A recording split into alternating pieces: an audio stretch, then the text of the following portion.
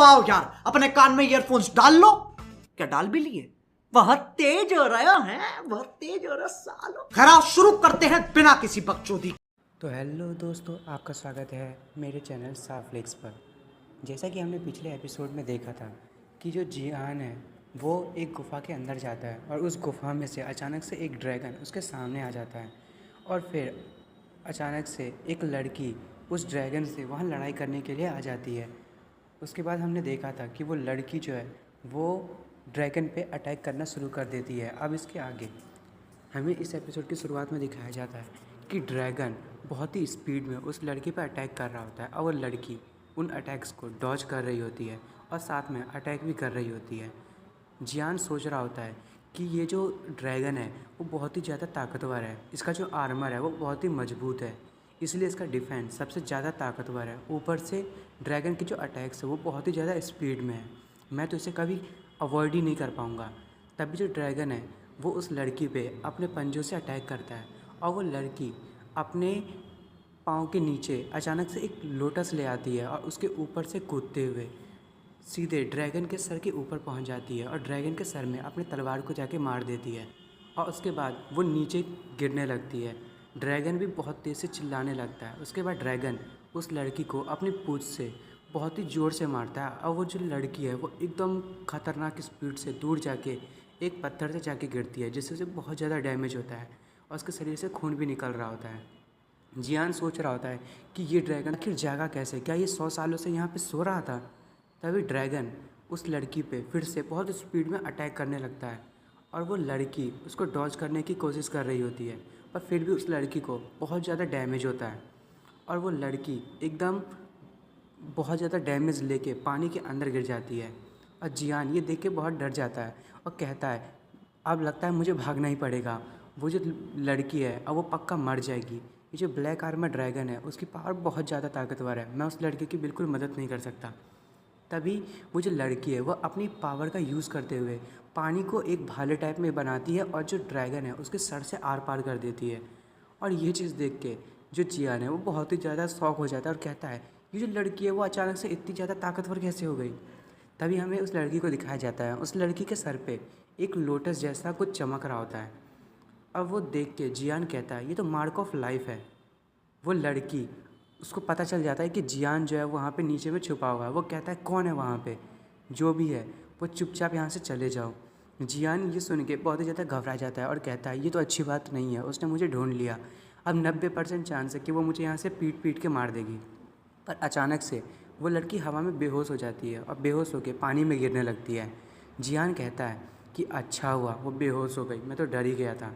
तभी जियान मन में सोच रहा होता है वो पानी में गिर गई है, ये कोई अच्छी बात नहीं है, यहाँ पे कोई ऐसा है भी नहीं जो उसकी मदद कर पाएगा, लगता है मुझे उसकी मदद करनी पड़ेगी। पर यदि मैंने उसे बचाया तो ज़्यादा चांस है कि वो मुझे मार देगी। पर फिर भी जियान जो है वो पानी में कूद जाता है और कहता है छोड़ो भी, वैसे भी मेरे को जो है बहुत ही ज़्यादा हैंडसम और अच्छा बनाया गया है, इसलिए मैं किसी भी ब्यूटीफुल लड़की को मरते हुए कैसे देख सकता हूँ, पता नहीं मुझे इतनी अच्छी फेस दी क्यों गई है।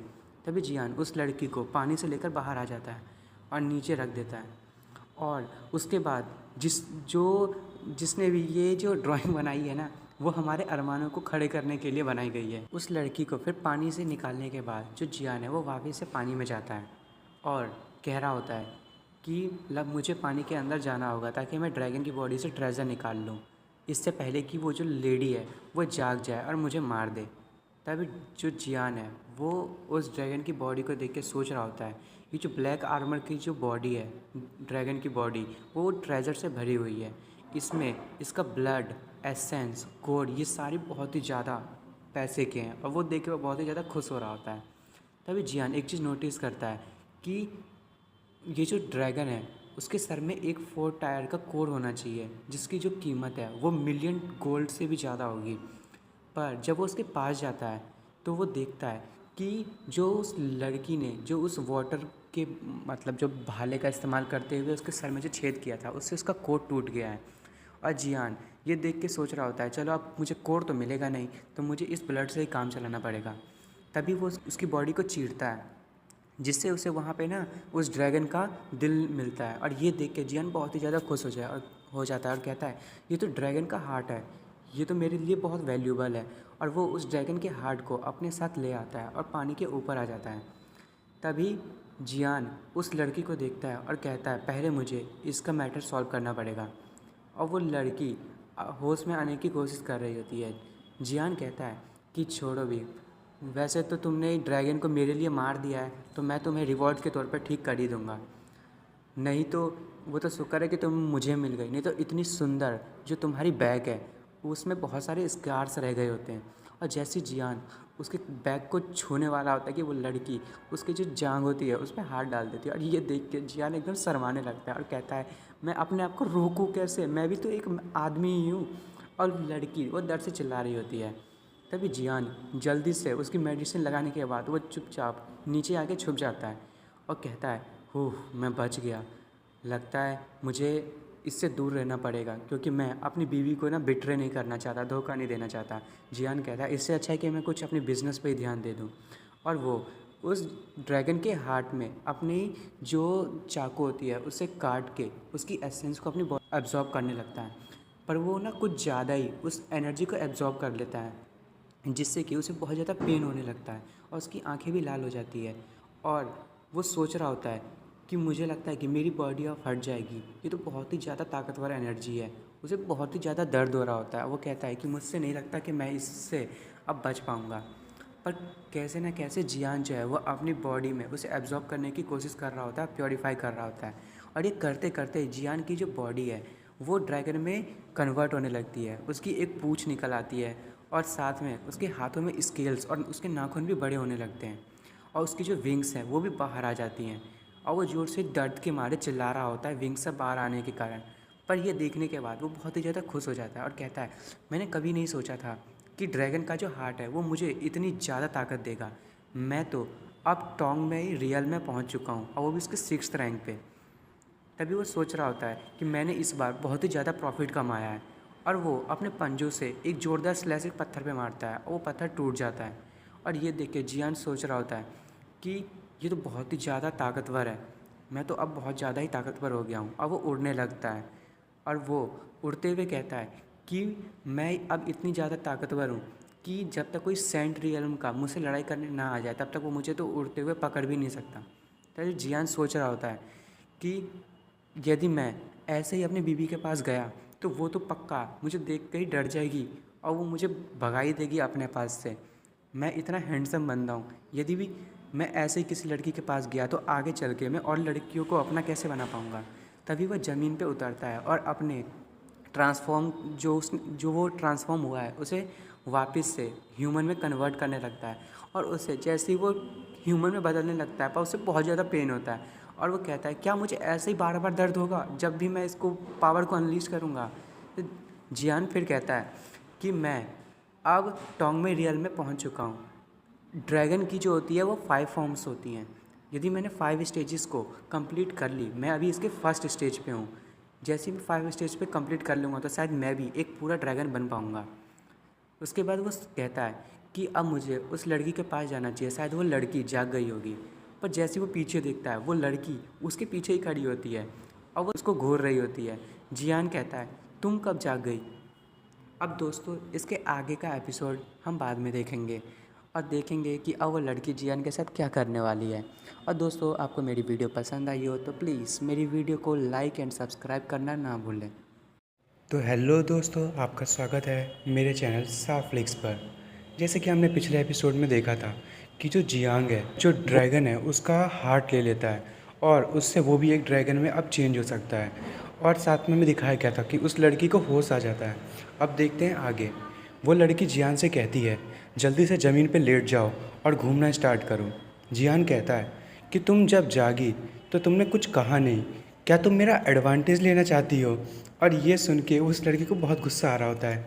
जियान कहता है तुम जानती हो कि मैं ऑलरेडी शादीशुदा हूँ, मेरी पहले से ही एक पत्नी है, और अगर तुम फिर भी मुझे पसंद करती हो तो पहले मुझे वापस जाकर अपनी बीवी से पूछना पड़ेगा।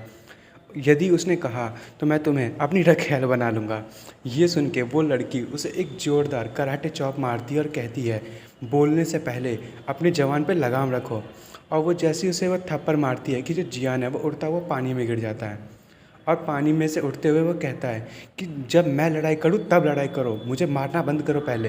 वो लड़की कहती है तुम्हारी हिम्मत कैसे हुई ऐसा कहने की? अभी तुमने मेरा जो बॉडी देखा है उसके लिए भी मुझे तुम्हें पनिश करना बाकी है। जियान कहता है कि हाँ पता है, वो मेरी डिसएडवांटेज है, अगर तुमने मुझे ये खुद से दिखाया होता तो ये अच्छा होता। तभी वो लड़की जियान को पानी में डुबाते हुए कहती है कि जो तुम्हारी प्रेजेंस है, तुम्हारी बॉडी में से ड्रैगन की जो है वो पावर निकल रही है, इसलिए मैंने तुम्हें अभी तक नहीं मारा है, नहीं तो मैं अभी तक तुम्हें मार चुकी होती। जियान पानी में बेचारा कह रहा होता है मुझे जाने दो, मुझे जाने दो। तभी जियान पानी से बाहर आता है और अपने कपड़े चेंज करते हुए उस लड़की से कहता है मेरी तरफ झांकने की ज़रूरत नहीं है, तुम्हें पता है कि मेरे एब्स और बाइसेप हैं, इसका मतलब ये नहीं कि तुम मुझे देखो। चार्मिंग बंदे को बिना कपड़े के देखना भी अच्छी बात नहीं है जब तक मेरा और तुम्हारा कोई रिलेशन नहीं है। वो लड़की मन में सोच रही होती है कि ये जो लड़का है उसकी बॉडी से ड्रैगन एंसेस्टर की जो है वो पावर निकल रही है, मुझे इसे अपनी टीम में लाना होगा ताकि जो कोई भी हो वो इसकी पावर का गलत इस्तेमाल ना कर सके। वो लड़की उसे कहती है चुप हो जाओ और अपना नाम बताओ। तभी जियान बाहर निकलते हुए कहता है मेरा नाम जियांग हान है और तुम्हारा नाम क्या है? तभी वो लड़की कहती है तुम्हें मेरा नाम जानने की ज़रूरत नहीं है, मैं तुमसे अब एक सवाल पूछूंगी, क्या तुम ब्लड ब्लेड अलायंस को ज्वाइन करना चाहते हो? क्या तुम ब्लड ब्लेड अलायंस के मेंबर बनोगे? तभी जियान कहता है ये ब्लड ब्लेड अलायंस क्या है, मैंने इसके बारे में कभी सुना नहीं। वो लड़की कहती है तुम्हारा जो अभी का स्टेटस है उसके हिसाब से तुम्हें तो ये भी नहीं पता होगा कि ब्लड ब्लेड अलायंस जो है वो है भी, मैं तुम्हें बताती हूँ। तो वो बताती है कि जो ब्लड ब्लेड अलायंस है वो एक बहुत ही बड़ा ऑर्गेनाइजेशन है जो पूरे कॉन्टिनेंट में फैला हुआ है और ब्लड ब्लेड अलायंस के बहुत सारे ब्रांचेस अलग अलग मेन लैंड्स में फैले हुए हैं। उनका काम ये है कि वो अलग अलग कॉन्टिनेंट की अलग अलग जगहों को एनिमीज़ से ना बचा सकें। और कुछ ऐसे लोग भी हैं उस ब्लड ब्लेड अलायंस में जो अपनी मर्ज़ी से वहाँ रहते हैं ताकि वो लोगों की मदद कर सकें। वहाँ पे बहुत सारे ऐसे लोग हैं जो ब्लड ब्लेड अलायंस के लिए बहुत लॉयल हैं और वो कुछ भी कर सकते हैं ब्लड ब्लेड अलायंस की रिस्पेक्ट बचाने के लिए। जियान मन में सोच रहा होता है कि ये सुनने में तो बहुत ही ज़्यादा ताकतवर लग रहा है, अब मेरे जो इतने सारे एनिमीज़ बन गए हैं उनसे बचने के लिए मुझे एक सपोर्ट की तो ज़रूरत है ही। तभी जियान उस लड़के से कहता है ठीक है मैं ज्वाइन करूँगा, पर मुझे आज़ाद रहने का मौका चाहिए, मैं आज़ाद रह के ही काम करना चाहता हूँ, इसीलिए मैं इनर डिसिप्लिन में मतलब इनर डिसाइपल नहीं बनूंगा तुम्हारी ब्लड ब्लेड अलायंस का, मैं बाहर से ही काम करूंगा। तभी जो लड़की है वो उसे कहती है कि तुम्हें क्या लगता है इनर ऑर्गेनाइजेशन में एंटर करना इतना आसान है? तुम्हें ब्लड ब्लेड अलायंस में कभी भी बंद रह के काम करने की ज़रूरत नहीं है और तुम जब एग्री कर गए हो तो मैं तुम्हें इसका एक बैच प्रोवाइड करती हूँ जो कि ब्लैक आयरन बैज है। जियान वो हाथ में लेते हुए कहता है ये तो ब्लैक आयरन बैज है, ये तो सबसे कम रैंक का है, तुम कौन सी रैंक पे हो? तभी वो लड़की कहती है मैं तो इनर डिसिप्लिन के रेड ब्रॉन्ज पे हूँ। जियान सोच रहा होता है कि ये अभी सिर्फ रेड ब्रॉन्ज पे है तभी इतनी ज़्यादा ताकतवर है, तो बाकी के जो उससे भी हाई लेवल के लोग हैं वो कितने ज़्यादा ताकतवर होंगे। वो लड़की कहती है कि अब तुम ब्लड ब्लेड अलायंस के एक मेंबर बन चुके हो और अब तुम बहुत ही ज़्यादा ताकतवर हो चुके हो, तुम जैसे ही किसी को ये ब्लैक आयरन मेंबर का अपना बैच दिखाओगे तो बड़ा सा बड़ा जो मास्टर होगा वो भी तुम्हारे सामने घुटने टेक देगा। तभी जियान उसे थम्स अप करते हुए कहता है ठीक है मैं इस आयरन बैच को एक्सेप्ट करता हूँ। वो लड़की कहती है तियानवो एम्पायर में बहुत सारी ब्रांचेस है ब्लड ब्लेड अलायंस की, तुम्हें वहाँ पे जाके सबसे पहले अपने आप को रजिस्टर करना पड़ेगा ताकि तुम ऑफिशियली वहाँ के मेंबर बन सको। तभी वो लड़की वहाँ से गायब हो जाती है और कहती है कि मुझे लगता है कि तुम ये अकेले कर सकते हो। जियान उसकी स्पीड देख के कह रहा है तो बहुत ही ज़्यादा तेज़ है और वो मन में सोच रहा होता है कि इस टाइम मैंने बहुत ही कुछ अच्छा पाया है और मुझे मैंने जो ये ट्रेज़र पाया है इसका मुझे अच्छे से इस्तेमाल करना पड़ेगा और मैं अब बहुत ही ज़्यादा ताकतवर हो चुका हूँ। अब मुझे लगता है कि मुझे वापस जाने की ज़रूरत है। जैसे ही वो बाहर निकलता है उस गुफ़ा से तभी वो जो भालू है वो ज़ोर से रोर करने लगता है, यानी कि वो भालू इतने टाइम से जियान का बाहर इंतज़ार ही कर रहा था। जियान अपने ड्रैगन फॉर्म में आ जाता है और वो भी एक जोरदार दहाड़ मारता है और उसे देख के तो भालू की फट जाती है और वो एकदम प्यारा सा भालू बन जाता है। जियान उसे कहता है कि अब तुम समझ गए होगे कि मैं कितना ज़्यादा ताकतवर हूँ, अब तुम यहाँ पे बाहर रह के इस गुफ़ा को गार्ड करोगे ताकि कोई भी आदमी जो है वो इसके अंदर ना जा सके, और यदि कोई गया तो मैं तुम्हें सबसे पहले मार दूंगा। क्या तुम समझ गए? वो भालू कहता है ठीक है, और वो जियान जो है वो उसे वहीं छोड़ के वापस जाने लगता है और वो उस फूल को ढूंढने लगता है जिससे कि वो अपनी सोल को और भी ज़्यादा स्ट्रॉन्ग कर पाए, जिससे और उससे उसकी जो इंजरीज़ थी वो सॉल्व हो पाए। साथ ही वो ट्रेनिंग भी कर रहा होता है अपनी शैडो स्टेप की, ताकि वो अपनी स्पीड को बढ़ा सके। और उसके साथ साथ वो बहुत सारे 2 टायर और 3 टायर के बीस्ट से लड़ाई कर रहा होता है, ताकि जो उसकी एनर्जी है वो बढ़ती रहे, और उसने अपनी स्वॉर्ड टेक्निक के 9 लेवल को अचीव कर लिया है। जियान जो है वो चौथे दिन जो रिंग पैटर्न सेलेस्टियल पाइथन है, आप पीछे देख ही रहे हो कितना बड़ा सांप है, उसको हरा देता है और उसके पास से उस फूल को ले लेता है, जिससे उसकी जो सोल होगी वो रिफ़ाइन हो जाएगी, और वो उस फूल को सक्सेसफुली रिफ़ाइन करने में कामयाब हो जाता है, और वो उसके सेकंड रैंक पे पहुंच जाता है, और वो बहुत ही ज़्यादा ताकतवर हो जाता है, जिससे कि वो ब्रोक थ्रू कर लेता है। और जैसे कि उसने उस स्काई पाइथन को मारा था, तो उसका जो स्पिरिट स्टोन है उसका यूज़ करते हुए भी उसकी पावर जो बढ़ जाती है। जियान मन में सोच रहा होता है, मैं तो बहुत ही ज़्यादा लकी हूँ कि मुझे ये फूल इतनी आसानी से मिल गया, और साथ में मैंने उस जो स्नेक है उसका भी कोड ले लिया है, जिससे मेरी ताकत और बढ़ जाएगी। और वो कह रहा होता है कि इस फूल से मेरी जो सोल है वो और ज़्यादा ताकतवर हो जाएगी, और मैं लोगों की माइंड को काबू कर पाऊँगा। इस कॉन्टिनेंट में ऐसे बहुत सारे लोग हैं जो लोगों को हेलुसिनेट करके, यानी कि उन्हें कंफ्यूज करके उनके माइंड को कंट्रोल करते हैं। अब मैं भी उनमें से एक बन चुका हूँ। वैसे तो इसके बारे में मेरे फादर इन लॉ भी नहीं जानते हैं, पर उन्हें इसके बारे में जानना ज़रूरी है, क्योंकि ये हमारी जो सिटी है उसके लिए बहुत बड़ा खतरा बन सकते हैं। तभी जियान कहता है, लगता है कि मेरे जाने का टाइम हो चुका है, और वो वापस से मिस रुक्सी के पास जाने लगता है। तभी जियान जब जंगल से जा रहा होता है, तभी वो कुछ बैंडिट्स को सुनता है। वो बैंडिट्स कह रहे होते हैं कि पता नहीं वो बच्चा कहाँ चला गया है, क्या वो मर गया? यदि वो मरा नहीं तो लगता है हमें मारना पड़ेगा। वो जो 9 मास्टर्स है वो एकदम बेवकूफ़ है, वो उसे ज़िंदा छोड़ दिए। यदि वो मुझे मिल गया तो मैं उसे पक्का मार दूँगा। वो जो कुत्ता है उसे कहीं अच्छी जगह पे मरना चाहिए। मैं वैसे तो इस इनर फॉरेस्ट के अंदर नहीं जाऊंगा, और वो भी नहीं गया होगा, क्योंकि वो एक डरपोक है, ऊपर से कमज़ोर है।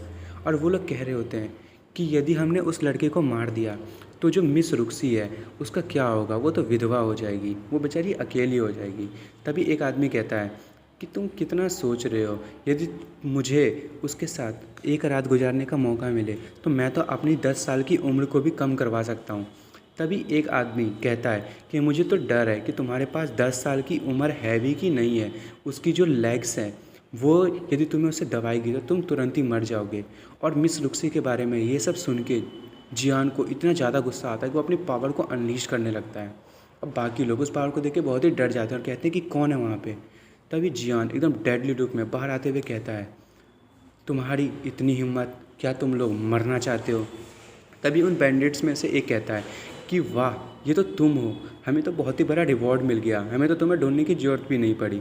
तभी एक बैंडिट कहता है कि ये बच्चा दिखने में लग रहा है कि बहुत ज़्यादा प्रिपेयर्ड है, ये भले ही कमज़ोर हो पर मुझे लगता है ये तैयारी करके आया है। उनमें से एक और बैंडिट कहता है कि तुम चिंता क्यों कर रहे हो, वो तो सिर्फ 8th रैंक पे है, हम तो उसे ऐसे ही हरा देंगे। जियान कहता है कि तुम्हारे अलावा और कितने सारे लोग यहाँ पे हैं। उनमें से एक बैंडिट उसे रिप्लाई करते हुए कहता है कि हम तुम्हें क्यों बताएं, तुम वैसे भी यहाँ पे सभी लोगों से घिरे हुए हो और तुम ऐसे प्रिटेंड कर रहे हो जैसे कि तुम यहाँ पे सबसे ज़्यादा ताकतवर हो। हम लोगों के सामने तो एक ग्रेट मास्टर भी ना टिक पाए इतने सारे लोगों के सामने में।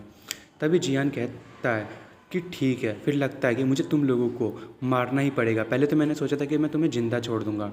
और वो अपनी स्वॉर्ड को आगे करते हुए उन लोगों पे हमला करता है और पहले तो वो एक बंदे को 3 स्लैसेस में काट देता है और उसको देख के सब लोग कहते हैं तो बहुत ही तेज़ है।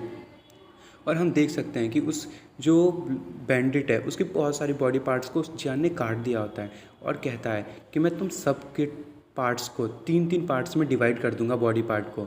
और ये देख के तो सभी के सभी बैंडिट डर जाते हैं और वो कहते हैं कि तुम लोगों ने तो कहा था कि ये बहुत ही कमज़ोर है, पर तो ये बहुत ही ताकतवर है, तो चैनलिंग स्टेज पे पहुंच चुका है। तभी जो बैंडिट होता है वो कहता है कि जल्दी से बाकी लोगों को सिग्नल भेजो कि हमें यहाँ पे और मदद की ज़रूरत है। तभी दूसरा बैंडिट कहता है ठीक है, और जियान अचानक से अपनी स्पीड बढ़ाते हुए कहता है कि तुम्हें क्या लग रहा है, तुम लोगों के पास कोई चांस है बचने का। और वो एकदम स्पीड में सारे के सारे बैंडिट्स को मार देता है और बस एक बैंडिट को छोड़ देता है और वो ज़मीन पर बैठ जाता है और कहता है कि मुझे मत मारो, मुझे मत मारो, मैं तुम्हें सब कुछ बता दूंगा। जो 9 मास्टर्स हैं उन्होंने यहाँ पे 100 लोगों को भेजा है और इन 100 लोगों को उसने 10 टीमों में डिवाइड किया हुआ है और वो पूरे जंगल में घूम रहे हैं ताकि तुम्हें वो ढूंढ सके। जियान कहता है तो फिर तुम्हें ये जो सिग्नल देने वाली जो मसाल है इसकी ज़रूरत तो है नहीं, तो ठीक है, मुझे तुमसे ज़्यादा इन्फॉर्मेशन नहीं चाहिए। और वो उस आदमी को बीच से काट देता है। तभी जियान उस जो मसाल है उसको जलाते हुए एकदम डेडली लुक में कहता है, लगता है शिकार करने का टाइम हो गया। तो दोस्तों आज हम इस एपिसोड को यहीं पे ख़त्म कर रहे हैं। अब अगले एपिसोड में देखेंगे कि जियान जो है वो बाकी के बाकी 100 लोगों को, वैसे तो उसने 10 को मार दिया है, तो 90 लोगों को कैसे मारने वाला है। Thank you for watching friends. और आपको मेरी वीडियो पसंद आई हो तो प्लीज़ मेरी वीडियो को लाइक एंड सब्सक्राइब करना ना भूलें। तो हेलो दोस्तों, आपका स्वागत है मेरे चैनल साफ फ्लिक्स पर। जैसे कि हमने पिछले एपिसोड में देखा था कि जियांग जो है वो ब्लैक रॉक माउंटेन से जा रहा होता है। तभी वो कुछ बैंडिट्स को देखता है जो कि जियांग का शिकार करने के लिए आए होते हैं और जियांग उन सारे बैंडिट्स को मार देता है। अब देखते हैं आगे। जियांग फ्लेयर को आसमान में छोड़ता है जिससे कि बाकी के बैंडिट्स को पता चल जाता है कि जियांग वहाँ पे है। और तभी एक बैंडिट कहता है कि लगता है कि कुछ लोगों ने जियांग को ढूंढ लिया है और वो सभी उसकी तरफ दौड़ते हुए कहते हैं कि जियांग हांग तुम्हारी मौत आ रही है। और वो कह रहे होते हैं कि वो जो बेवकूफ़ लोग हैं वो एक 9th रैंक के एक फ़ाइटर को नहीं संभाल पाए, कितने कमज़ोर लोग हैं। तभी जियान अचानक से उनके पीछे आता है और उनको बीच से काट देता है। तभी जियांग कहता है 2। उसके बाद हमें पता चलता है कि वो जो रात थी वो बहुत ही ख़तरनाक रात है। उस दिन जो शिकारी था वही शिकार बन गया था और ब्लैक रॉक माउंटेन जो है वो पूरे ब्लड से नहा गया था। उसके बाद हमें दिखाया जाता है कि जो जियांग है वो उन लोगों के खून से लिख रहा होता है कि उसने कितने लोगों को मार दिया है और लिखते लिखते वो कहता है 90। तब हमें पता चलता है कि उसने 100 में से 90 लोगों को मार दिया है। जियान एक पेड़ के ऊपर खड़ा होता है और कहता है कि बस 10 लोग और बचे हैं, पता नहीं वो लोग कहाँ छुपे हुए हैं। और वो पेड़ से नीचे उतर जाता है। तभी हमें एक बैंडिट को दिखाया जाता है जो दौड़ते हुए अपने साथियों के पास जाता है और कहता है कि बिल्कुल भी अच्छा नहीं हुआ, हमारे जो 9 ग्रुप्स थी, टीम्स जो 10-10 के ग्रुप्स थे वो सारे के सारे मारे जा चुके हैं। और वो लोग ये सुन के शॉक हो जाते हैं। तभी उनमें से एक बैंडिट कहता है कि तुम लोगों को डरने की ज़रूरत नहीं है, हमारे पास हमारी टीम में सबसे बेस्ट किलर्स हैं, हम उन बाकी के 9 टीम से ज़्यादा ताकतवर हैं। और वो कहता है कि जब तक कि मास्टर और जो 8 मास्टर हैं वो मिस रुक्सी को ख़त्म ना कर दे तब तक हमें यहाँ पे रहना होगा ताकि हम उसको रोक सकें और उसे मार सकें। फिर जो वो बैंडिट भागता हुआ आया था वो कहता है क्या वो मिस रुक्सी को मार देंगे, तुम्हें नहीं लगता कि हमें उन्हें पकड़ लेना चाहिए और उनके साथ कुछ एंजॉय करना चाहिए। तभी जियांग जो है वो अपने तलवार से उसके आर पार कर देता है और कहता है तुम लोग मेरी बीवी को मारोगे, तुम्हारी दिक्कत क्या है। तभी वो लोग पीछे से देखते हैं तो पता चलता है कि जो जियांग है वो वहाँ आ चुका होता है। और उसमें से एक बैंडिट जो है वो अपने पास से एक पिल निकालता है और उसे चबाता है और कहता है कि ये चीज़ जब तुम नीचे जाओगे अपनी बीवी के पास तभी पूछ लेना। और वो जैसे ही उस पिल को खाता है कि उसकी पावर जो है वो बढ़ने लगती है। जियांग कहता है अच्छा तुम मुझे मारने के लिए अपनी पावर को बढ़ाने की कोशिश कर रहे हो, तुम्हें पता है ना इससे तुम्हें ही डैमेज होगा। तभी जियान उसका सर पकड़ता है और उसके सर को ज़मीन में गाड़ देता है और कहता है कहो कहाँ है मेरी बीवी, कौन है जो मेरी बीवी को मारना चाहता है। तभी वो जो बैंडिट है वो कहता है मैं नहीं कहूँगा, तुम खुद जाके उसको पता कर लो, और मैं वैसे भी तुम्हारा ये चेहरा देखना चाहता हूँ डरा हुआ सा। जब तक तुम अपनी बीवी के पास जाओगे वो किसी भी लायक नहीं रहेगी और जो वो रुक्सी है वो भी मारी जाएगी। जैसे ही हमने उसे कहा कि जो जियांग है उस पर लोगों ने हमला किया है कि वो अपने 10 लोगों के साथ यहाँ पे चली आई, कितनी बेवकूफ़ है। कुछ देर के बाद वो जो ब्यूटी है वो एकदम वेस्ट हो जाएगी तुम्हारे लिए। और जियान कहता है कि तुम्हें क्या लगता है कि तुम मुझे नहीं बताओगे तो मैं पता नहीं कर पाऊँगा। और वो उसके सर का कचूम्बर बना देता है और कहता है तुम लोगों की इतनी हिम्मत, तुमने मेरी बीवी के साथ पंगा लिया, तुम मेरे साथ यदि पंगा लेते तो वो बात अलग थी, तुमने मुझसे बदला लेने के लिए मेरी वाइफ को परेशान किया, मैं तुम लोगों को छोड़ूंगा नहीं। तभी हमें कुछ लोगों को दिखाया जाता है और ये लोग तो मिस रुक्सी के साथ ही होते हैं और ये सारे मर चुके हैं और हमें मिस रुक्सी को दिखाया जाता है, वो भी बहुत ज़्यादा इंजर्ड होती है। तभी कोई आदमी कहता है कि मिस रुक्सी इतनी ज़्यादा रेजिस्टेंस करने की ज़रूरत नहीं है। मैंने तो सीधे कहा था आपको कि हमारे साथ यान हाउस पे चलो, पर आप तो आए ही नहीं। तभी मिस रुक्सी कहती है तुमने कहा था कि जियांग खान जो है वो भी वहाँ पे है, पर तुम अपने बैंडिट्स के साथ तुमने हम पे हमला कर दिया। तब उस बुढ़े को दिखाया जाता है हमें, जो कि जांग डोंग 4th ग्रेड पे होता है। वो कहता है मिस रुक्सी से कि आप भी कितनी अच्छी मजाक कर रहे हैं, ये जो ही फेंग ज़ाय है वो जांग फैमिली की ही प्रॉपर्टी है, तो आपको कैसे लगता है कि हम लोग आपका साथ देंगे।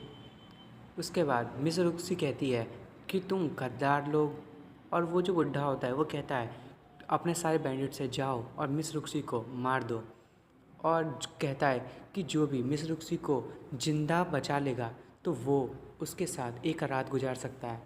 तभी मिस रुक्सी अपने मन में सोच रही होती है कि जियांग हांग, मैं कसम खाती हूँ मैं तुम्हें बचाने के लिए किसी भी हालत में आऊँ। और वो सारे लोग मिस रुक्सी पे अटैक कर देते हैं। और मिस रुक्सी उस अपने आप को ब्लॉक कर रही होती है और उनसे कहती है आओ, जो भी मरना चाहता है मेरे पास आओ, और वो उन लोगों को बीच से काटते जा रही होती है। तभी वो बुढ़ा कहता है कि मुझे बिल्कुल नहीं लगा था कि जो मिस रुक्सी है उसकी कल्टीवेशन इतनी ज़्यादा स्पीड से बढ़ी है। तुम तो एक 5th ग्रेड टोंग माई पे पहुंच चुकी हो, तुम तो एक सच में एक ट्रेज़र हो। उस जियांग ने हम लोगों से एक बहुत ही अच्छा ट्रेज़र छीन लिया है। उस 9th रैंक के की कैदर वाले बच्चे में ऐसा क्या है जो तुमने उसे अपना पति बना लिया। मिस रुक्सी कहती है वो मेरा हस्बैंड है, तुम्हें उससे क्या लेना देना। तभी जो वो बुढ़ा है वो कहता है कि मैं नहीं जानता कि जियांग के पास ऐसी कौन सी ब्लेसिंग है जो उसने स्नो सिटी की सबसे नंबर 1 ब्यूटी को अपने काबू में कर लिया है। तभी वो कहता है कि आप चिंता मत कीजिए, मेरे पास 300 बैंडिट्स हैं, ये आप पे डिपेंड करता है कि आप कितनी देर तक अपने आप को बचा पाएंगी। तभी मिस रुक्सी को दिखाया जाता है वो जो है बहुत ही ज़्यादा कमज़ोर हो गई होती है। उनमें से एक बैंडिट कहता है कि ये बहुत ज़्यादा कमज़ोर हो गई है, जल्दी से इस पर हमला करते हैं और इसे और कमज़ोर करते हैं।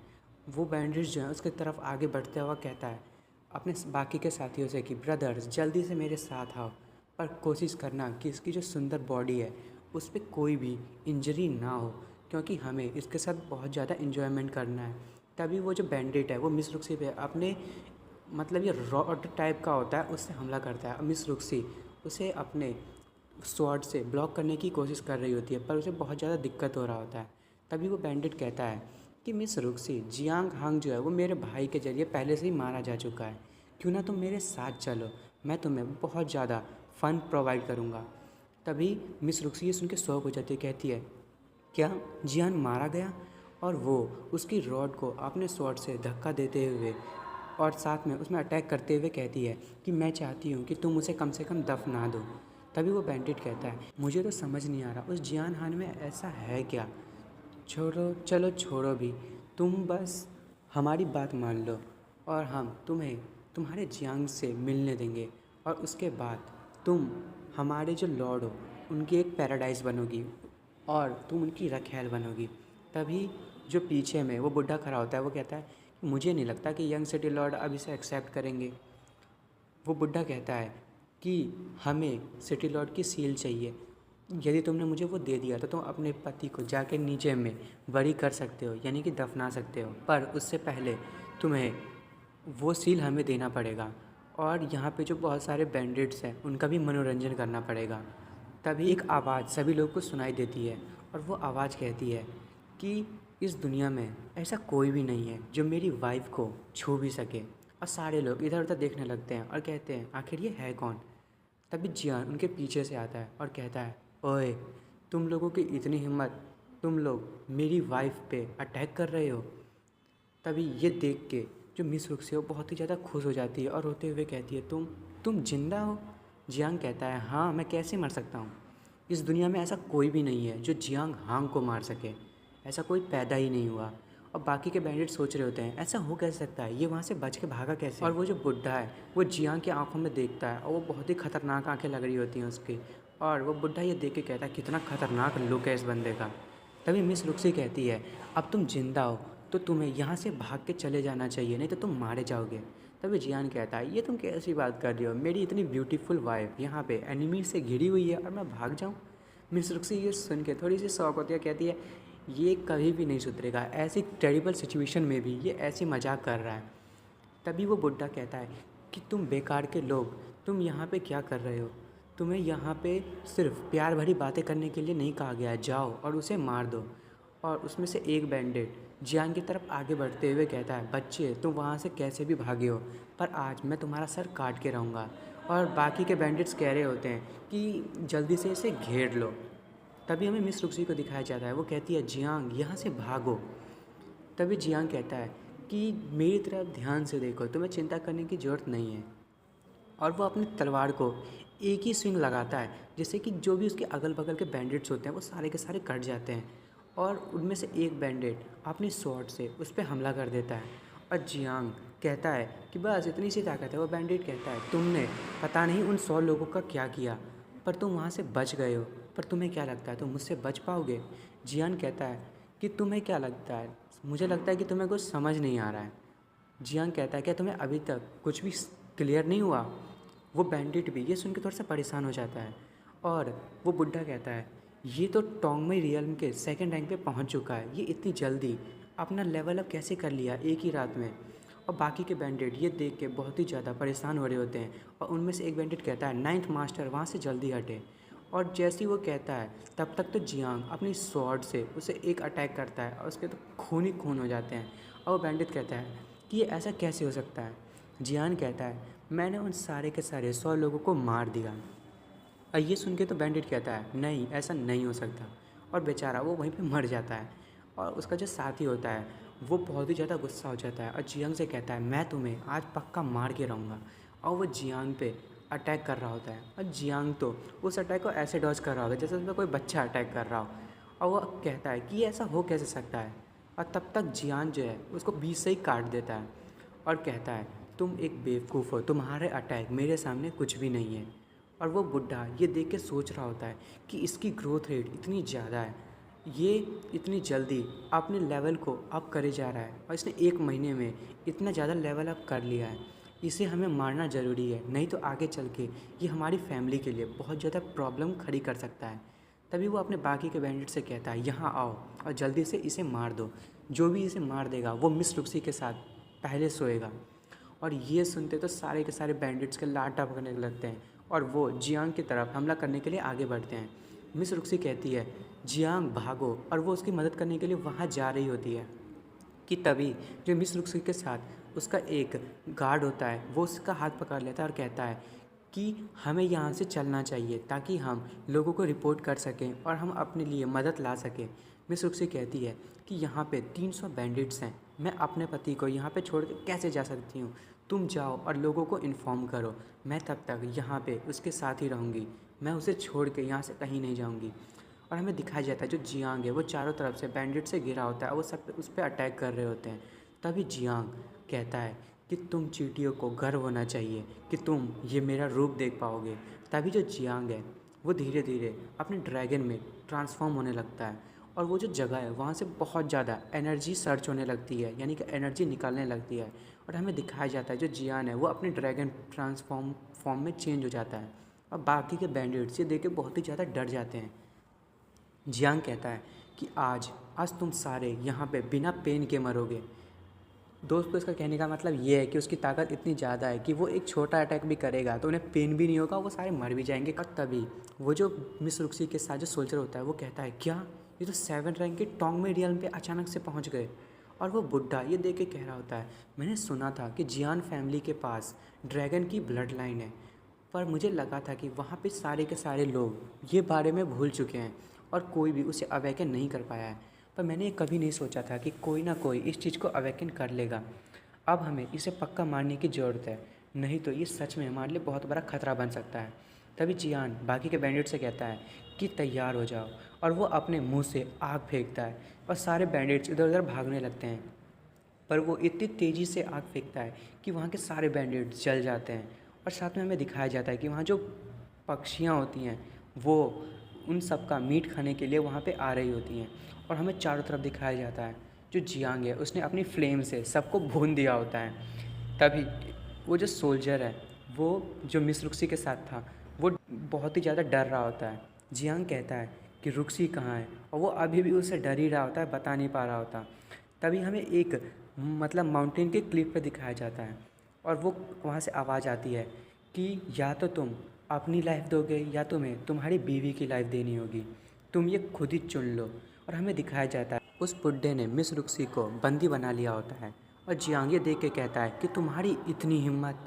और दोस्तों, हम आज इस एपिसोड को यहीं पे ख़त्म कर रहे हैं, और आपको मेरी वीडियो पसंद आई हो तो प्लीज़ मेरी वीडियो को लाइक एंड सब्सक्राइब कर दें। Thank you for watching friends. तो हेलो दोस्तों, आपका स्वागत है मेरे चैनल साफ्लिक्स पर। जैसा कि हमने पिछले एपिसोड में देखा था कि वो जो बुढ़ा होता है वो मिस रुक्सी को अपने पास पकड़ लेता है और जियान को ब्लैकमेल करने लगता है। अब देखते हैं आगे। जियान कहता है कि तुम अपने लेवल को बढ़ाने के लिए इतने ज़्यादा उत्सुक हो कि तुम ये बेकार के ट्रिक्स को अपना रहे हो। मैंने कभी नहीं सोचा था कि एक 9th रैंक का जो मास्टर है वो ऐसा कुछ करेगा। तभी वो बुढ़ा कहता है कि मैं सिर्फ एक भिखारी हूँ, बिना जांग्स फैमिली के हेल्प के मैं ये कभी नहीं कर पाता। मैं उन्हें ये फेवर वापस से रिटर्न ज़रूर करूँगा। मिस रुक्सी कहती है मुझे अकेला छोड़ दो, मैं सिटी लॉर्ड के जो सील है उसे बचा के रहूँगी, और उसको बचाने के लिए मुझे अपनी लाइफ को बचाना पड़ेगा। कि तभी वो बुढ़ा जो है वो मिस रुक्सी को धक्का दे देता है और जियान उड़ते हुए मिस रुक्सी को पकड़ने के लिए जाता है। और जैसे ही वो मिस रुक्सी को हवा में पकड़ता है कि वो बुढ़ा पीछे से आके अपनी स्वॉर्ड से जियांग पे अटैक करता है और कहता है कि मुझे पता ही था कि तुम्हारी कमज़ोरी ये औरत है। तभी जियान मिस रुक्सी को लेके नीचे गिर रहा होता है, उसके मुंह से खून निकल रहा होता है और जियान कहता है कि मैंने कभी नहीं सोचा था कि ये जो बंदा है वो मेरी ड्रैगन आर्मर को तोड़ पाएगा। ये तो बहुत ही ज़्यादा रेयर वाली बात है।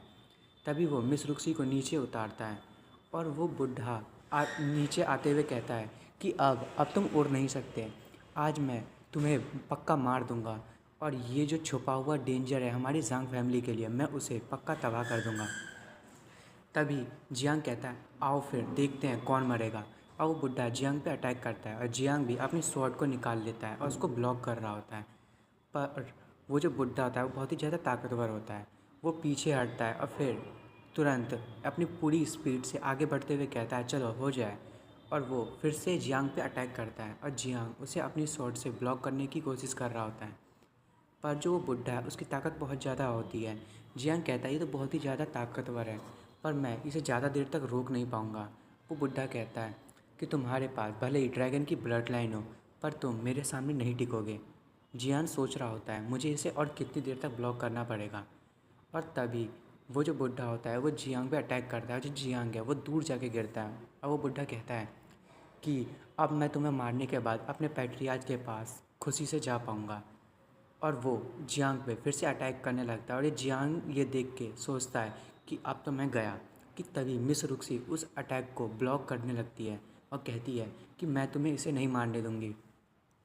पर वो जो बुढ़ा होता है उसकी जो ताकत होती है उसके चक्कर में जो मिस रुक्सी है वो बहुत ही दूर जाके गिरती है, और जियांग ये देख के बहुत ही ज़्यादा गुस्सा हो जाता है और उस बुढ़े पे अटैक करने के लिए आगे बढ़ता है। वो बुढ़ा कहता है कि तुम वैसे भी तो हारने वाले हो, इतने बेचैन क्यों हो रहे हो मरने के लिए। तभी जियान अपनी एक खतरनाक शॉट टेक्निक का इस्तेमाल करता है, और जैसे ही वो उसका इस्तेमाल करता है कि वो उस बुढ़े को बिल्कुल सेंटर से काट देता है। और वो बुढ़ा कहता है ये कैसे हो सकता है। तभी हमें उस सोल्जर को दिखाया जाता है जो मिस रुक्सी के साथ होता है। वो कहता है कि क्या मैंने अभी सच में देखा कि एक 9th रैंक के टोंगमई को एक तलवार से बीच से काट दिया गया। तभी मिस रुक्सी को दिखाया जाता है, वो जियांग को पकड़ते हुए कहती है तुम मेरी वजह से होल्ड बैक कर रहे थे, मुझे पता ही था। जियांग कहता है कि जब तक तुम ठीक हो तब तक मैं कोई भी रिस्क लेने के लिए तैयार हूँ। मिस रुक्सी उस सोल्जर से कहती है कि जाओ और मेरे हस्बैंड के लिए कपड़े ढूंढो। वो सोल्जर कहता है हाँ ठीक है। जियान मिस रुक्सी के पास जाते हुए कहता है मेरी जो वाइफ है वो कितनी अच्छी है, और वो मन में सोच रहा होता है क्या इसने मुझे एक्सेप्ट कर लिया। तो मिस रुक्सी उसको रोकते हुए कहती है कि अपने आप को ज़्यादा समझदार समझने की ज़रूरत नहीं है, वो तो मैं तुम्हारी इतनी देखभाल करूँगी कि तुम एक बेवकूफ़ हो। तभी हमें दिखाया जाता है कि जो मिस रुक्सी है और जियान घोड़े पे बैठे होते हैं, और जो जियांग है वो कहता है कि मेरी इंजरी बहुत ही ज़्यादा बुरी है और मुझे पता है कि मेरी वाइफ जो है वो बहुत ही अच्छी हॉर्स राइडिंग करती है। आज मैं अपनी वाइफ के पीछे बैठूंगा हॉर्स राइडिंग में, और मिस रुक्सी कहती है कि ठीक है पर अच्छे से पकड़ना। और जियान कहता है मैं बहुत ही ज़्यादा, मुझे दर्द हो रहा है, मैं ढंग से नहीं बैठ सकता। और फिर जो सिटी होती है उसका गेट खुलता है और हमें दिखाया जाता है कि उसके अंदर से जो जियांगार होती है यानी कि मिस रुक्सी की मेड वो बाहर आती है। और जियांग देख के उसे खुश हो जाता है। मिस रुक्सी कहती है कि जल्दी से जियांग की देखभाल करो।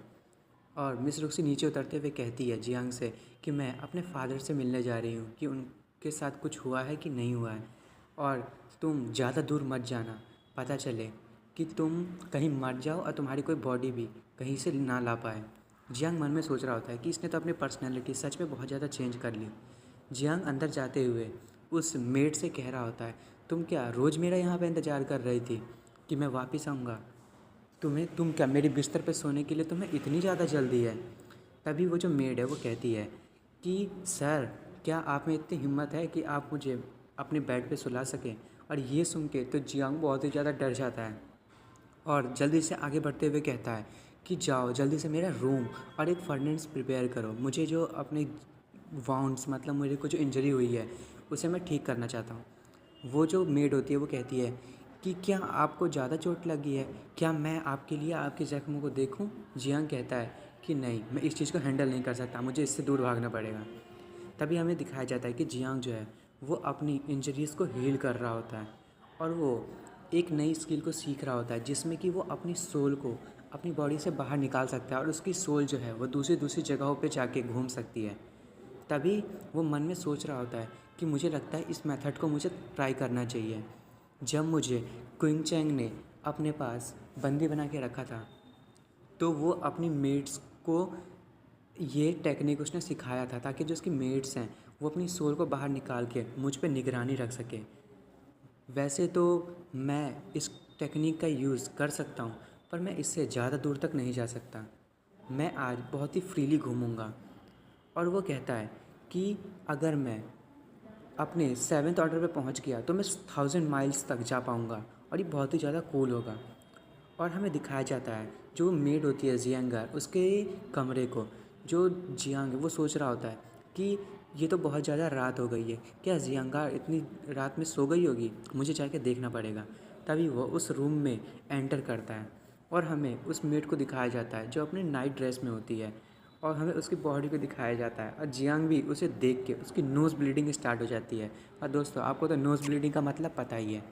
और वो कहता है मैं अब इसे संभाल नहीं सकता, ये जो लड़की है ये मुझे पागल बना देगी। और वो उसके कमरे से बाहर निकलते हुए खांसते हुए बाहर निकलता है और कहता है कि मुझे लगता है मुझे रुक्सी से बाहर जाना चाहिए कि क्या वो सोई कि नहीं। और वो कहता है कि ये जो जियांगर है इसे ढंग के कपड़े पहन के सोना चाहिए, नहीं तो इसे ठंड लग गई तो मुझे बहुत ही बुरा लगेगा।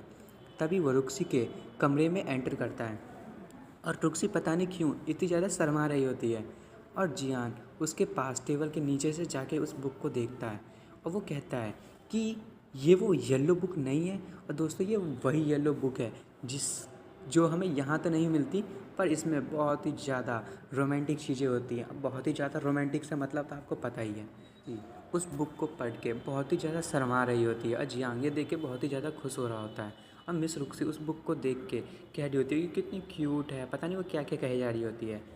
तभी मिस रुक्सी जो है वो शर्माते हुए कहती है ये बहुत ही ज़्यादा मज़ेदार था और वो अपनी बुक को बंद कर देती है। जियान कहता है कि अभी तक तो मैंने तुम्हें ढंग से देखा भी नहीं था और तुम इतना जल्दी पढ़ना भी बंद कर दिया। और मिस रुक्सी वहाँ से बाहर निकलने लगती है और जियान उसकी बॉडी को देख के कहता है कि मेरी वाइफ की कितनी परफेक्ट बॉडी है, आज मुझे उसे छूने का मौका मिला है, मैं तो उसे छू के रहूँगा। और जैसे जियान उसे छूने के लिए आगे बढ़ता है कि जो उसकी सोल होती है वो वहाँ से गायब हो जाती है और मिस रुक्सी को भी लगता है कि उसके पीछे कोई है पर असलियत में कोई वहाँ होता नहीं है क्योंकि जियांग की जो सोल है वो वहाँ से गायब हो चुकी होती है और जियांग की सोल उसकी बॉडी में आ जाती है।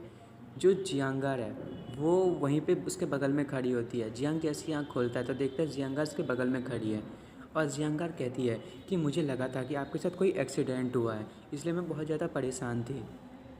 जो जियांग है वो कहता है कि अरे यार मैं बिल्कुल पास ही था।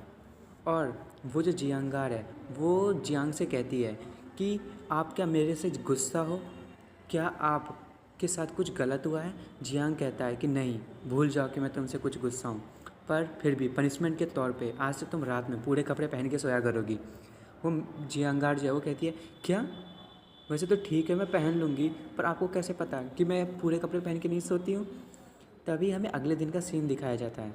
जियांग जो है वो दरवाज़ा खोलता है और हमें दिखाया जाता है कि मिस रुक्सी जो है वो उसके वेट में बाहर खड़ी होती है। मिस रुक्सी कहती है कि चलो आज हमें जियांग हाउस में जाना है। और ये सुन के तो जियांग बहुत ही ज़्यादा शॉक हो जाता है और कहता है, क्या जियांग हाउस में? और दोस्तों आज का मैं एपिसोड यहाँ पे ख़त्म कर रहा हूँ। और दोस्तों आप अगले एपिसोड में देखेंगे कि जो जियांग है वो जब अपनी फैमिली के पास जाएगा तो उसके साथ क्या होने वाला है। Thank you for watching friends. और आपको मेरी वीडियो पसंद आई हो तो मेरी वीडियो को लाइक एंड सब्सक्राइब करना ना भूलें और प्लीज़ कमेंट भी कर दें। Thank you. तो हेलो दोस्तों, आपका फिर से स्वागत है मेरे चैनल साफ फ्लेक्स पर। जैसा कि हमने पिछले एपिसोड में देखा था कि जियांग जो है वो अपनी जियांग फैमिली के पास जाने वाला होता है। मिस रुक्सी ने पूरी तैयारी कर ली होती है। फिर हमें इस एपिसोड की शुरुआत में दिखाया जाता है, मिस रुक्सी कहती है कि इससे पहले कि तुम्हारी जो बहन है वो यहाँ पे आए और कुछ प्रॉब्लम क्रिएट करे, हमें वहाँ पे जाके एक्सप्लेनेशन तैयार कर देना चाहिए। इस मैटर को हमें जल्दी से जल्दी सॉल्व करना चाहिए। तभी जियांग कहता है बहन, और उसे उसकी बैक फ्लैश मेमोरी याद आती है कि कुछ बच्चे जो हैं हमारे जियांग को मार रहे होते हैं और कहते हैं इस बेवकूफ़ को आज तो बहुत ही पीटेंगे। और एक बच्चा कहता है कि हाँ, इसको मारने के अलावा और किसी चीज़ में मज़ा भी नहीं आता। तभी हमें उसकी बहन को दिखाया जाता है, वो पीछे से आती है और सबको भगाने लगती है और सारे बच्चे इधर उधर से देख के भाग रहे होते हैं और कहते हैं भागो भागो। और कुछ बच्चे कहते हैं कि इसकी जो बहन है वो कितनी ज़्यादा डरावनी है, इससे तो ये जब बड़ी होगी तो कोई शादी भी नहीं करेगा।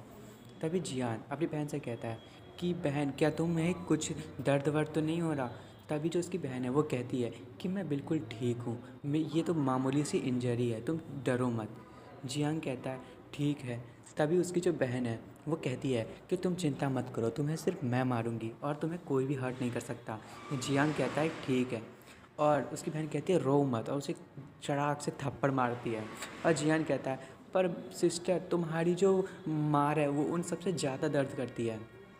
जियांग मन में सोच रहा होता है कि यदि मैं पुराना वाला जियांग होता तो वो कभी भी ब्लैक रॉक माउंटेन पे जाके कल्टीवेट नहीं करता, वो अपनी बहन से ही मदद लेता। पर जो नया वाला जियांग है वो कुछ ज़्यादा ही अलग है।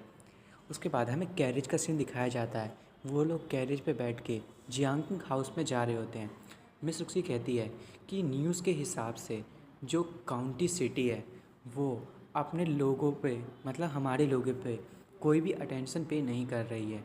जियांग कहता है ये तो अच्छी बात है, हमें उनसे ज़्यादा अपने रिलेशनशिप को ग्रो करने की ज़रूरत भी नहीं है। हमें ज़ांग फैमिली और लिन फैमिली इन सब को हटाने की ज़रूरत है ताकि हम लोग स्ट्रांग बन सकें। मिस रुक्सी कहती है हाँ तुम सही कह रहे हो, हमें अपनी फैमिली को मजबूत करने के लिए अपने ट्रेटर्स हैं उन सबको हराना होगा। और जो ज़ांग फैमिली है उसको अभी तक एविडेंस नहीं मिला है कि उसके बैंडिट्स को और उसका जो मास्टर था उसको किसने मारा है। जियांग कहता है कि मुझे तो डाउट है कि जो ज़ांग फैमिली है और ये जो ही फैंग ज़ाई है इनके बीच में कुछ ज़्यादा ही अच्छी रिलेशनशिप हो रही है, हमें इसके पे ज़रूर ध्यान देना चाहिए। और जियान अचानक से खुश होता हुआ कहता है कि उस बात को छोड़ते हैं, हमारी जो मतलब मेरी जो वाइफ है वो बहुत ही अच्छा हॉर्स राइडिंग करती है, क्यों ना आज भी हम हॉर्स पे बैठ के जाएं। मिस रुक्सी कहती है चुप हो जाओ, बकवास मत करो। अब वो से उतर जाते हैं। अब मिस रुक्सी जियांग को छोड़ के आगे चली जाती है। जियांग कहता है ये तो बिल्कुल भी अच्छा नहीं हुआ। फिर हमें दिखाया जाता है जो जियांग है और मिस रुक्सी जियांग हाउस के सामने खड़ी होती है और मिस रुक्सी कहती है कि तुम्हें चिंता करने की ज़रूरत नहीं है। यदि तुम्हारी जियांग फैमिली ने तुम्हें एक्सेप्ट नहीं किया तो हमारी जो सिटी लॉर्ड का जो मैंसन है तुम उसमें आराम से रह सकते हो। जब तक यान फैमिली है तब तक तुम्हें परेशान होने की ज़रूरत नहीं है। जियांग जो है मिस रुक्सी से कहता है थैंक यू। तभी हमें दिखाया जाता है वो लोग जो है वो उसमें एंटर कर जाते हैं और सारे लोग ये बातें कर रहे होते हैं कि जियांग हान अभी भी इस मैंसन में आने की कोशिश कर रहा है। और एक बंदा कहता है उसकी इतनी हिम्मत, क्या तुम लोगों को पता है कि वो जो है सिटी लॉर्ड का सन इन लॉ बन चुका है। फिर उनमें से जो एक आदमी होता है वो कहता है कि क्या बात कर रहे हो, क्या लक है इसके पास, इसने इतनी खूबसूरत लड़की से शादी किया। और वो कहते हैं हाँ क्या कर सकते हैं। जियांग मन में सोच रहा होता है कि मेरा जो वो बुढ़ा बाप है वो बहुत ही ज़्यादा गुस्से में होगा, इन सब की बातों से तो लग ही रहा है, चलो छोड़ो भी, मैं अपने बाप से निपटारा कर ही लूँगा। तभी जियांग का अंकल बाहर आते हुए कहता है कि बच्चे, तुम्हारे पास अभी भी इतना गट्स है कि तुम वापस आए। तुम्हें क्या लगता है जियांग फैमिली का जो डोर है अब तुम्हारे लिए कभी भी ओपन होगा? जियान कहता है कि क्यों क्यों नहीं होगा, इस बार वैसे भी मैं यहाँ पे अच्छे से अपोलोजाइज़ करने आया हूँ। उसके अंकल कहते हैं कि अच्छा, तुम्हें गिल्टी महसूस हो रहा है? तुमने हमारी फैमिली का प्रीसियस मेडिसिन स्क्रिप्ट को चुराया और तुमने सिटी लॉर्ड की डॉटर से हमसे बिना पूछे शादी कर लिया। तुमने अपनी फैमिली को बिट्रे किया है। तुम्हें तो शर्म आनी चाहिए। तुमने हमारे रेपुटेशन को कम कर दिया है और आज मैं तुम्हें पनिशमेंट दे के ही रहूँगा। और वो अपने सारे लोगों को बाहर निकाल लेता है। और जियांग ये देख के तो बहुत परेशान हो जाता है और कहता है कि ये तो पूरा का पूरा तैयारी करके बैठा हुआ है, लगता है आज मैं यहाँ से सही सलामत नहीं जाऊँगा। और वो बुढ़ा, मतलब जियांग का जो अंकल है, वो सोच रहा होता है कि आज तो मैं इसे पक्का मार दूँगा, ये मेरे लिए बहुत ही अच्छी अपॉर्चुनिटी है। उसके बाद मिस रुक्सी जो है वो अपनी पावर को अनलीज करती है और कहती है किसकी इतनी हिम्मत है, अब जो जियांग है वो यान फैमिली का हिस्सा है, जो भी इसको मारने की कोशिश करेगा वो यान फैमिली का दुश्मन बन जाएगा।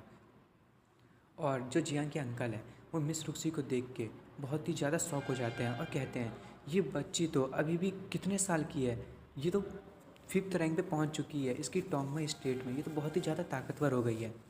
और वो जो उसके अंकल का बेटा होता है वो भी मन में सोच रहा होता है कि इस बेवकूफ़ और कमज़ोर जियांग ने इतनी खूबसूरत और टैलेंटेड लड़की से शादी कर लिया, ऐसा कैसे हो सकता है। और वो मिस रुक्सी से कहता है मिस रुक्सी। तभी मिस रुक्सी कहती है तुम्हें मुझे मिस रुक्सी कहने की ज़रूरत नहीं है, तुम्हें मुझे रिस्पेक्ट देने की ज़रूरत है। तभी जो उसके अंकल का बेटा होता है वो कहता है ठीक है। और वो मन में सोच रहा है ऐसा क्यों हो रहा है। जियांग ये देख के बहुत ही ज़्यादा सो रहा होता है कि जो मिस रुक्सी है वो उसे प्रोटेक्ट कर रही है।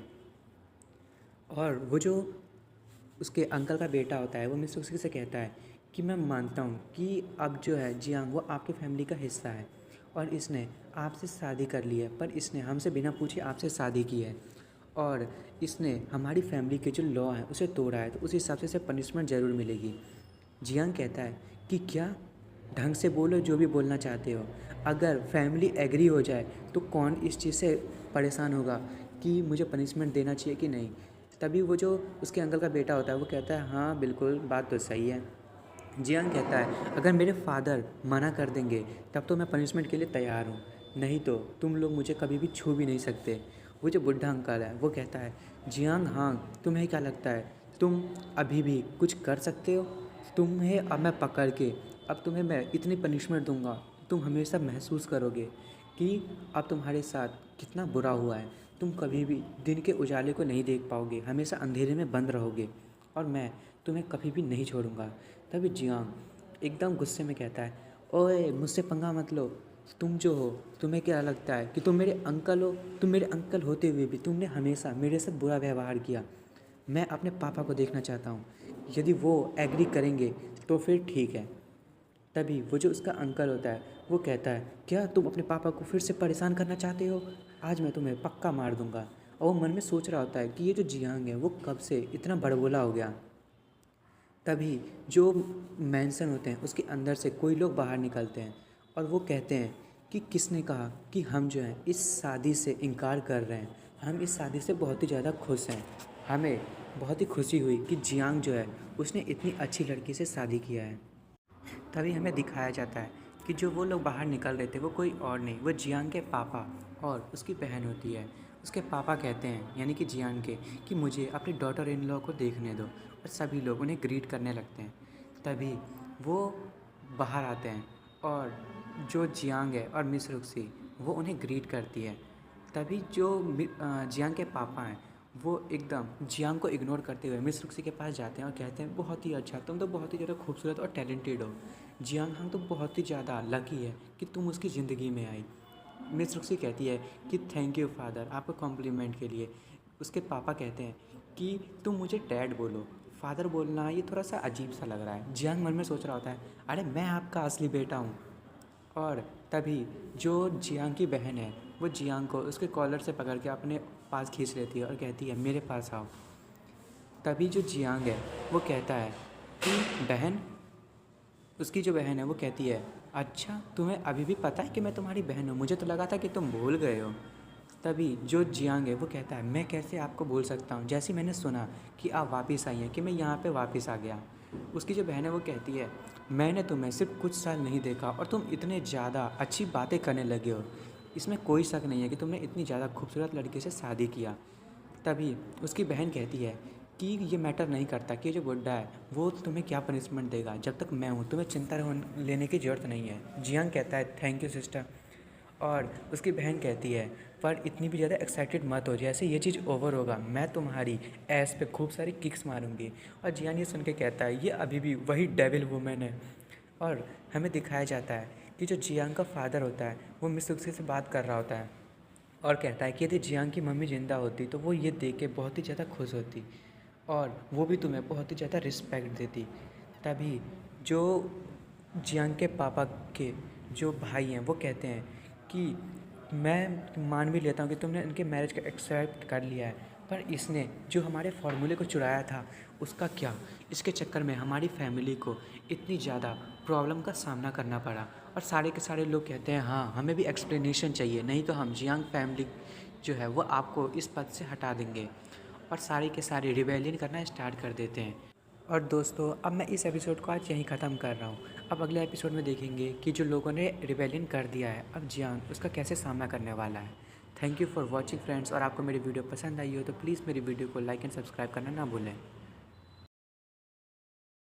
तो हेलो दोस्तों, आपका स्वागत है मेरे चैनल साफ फ्लिक्स पर।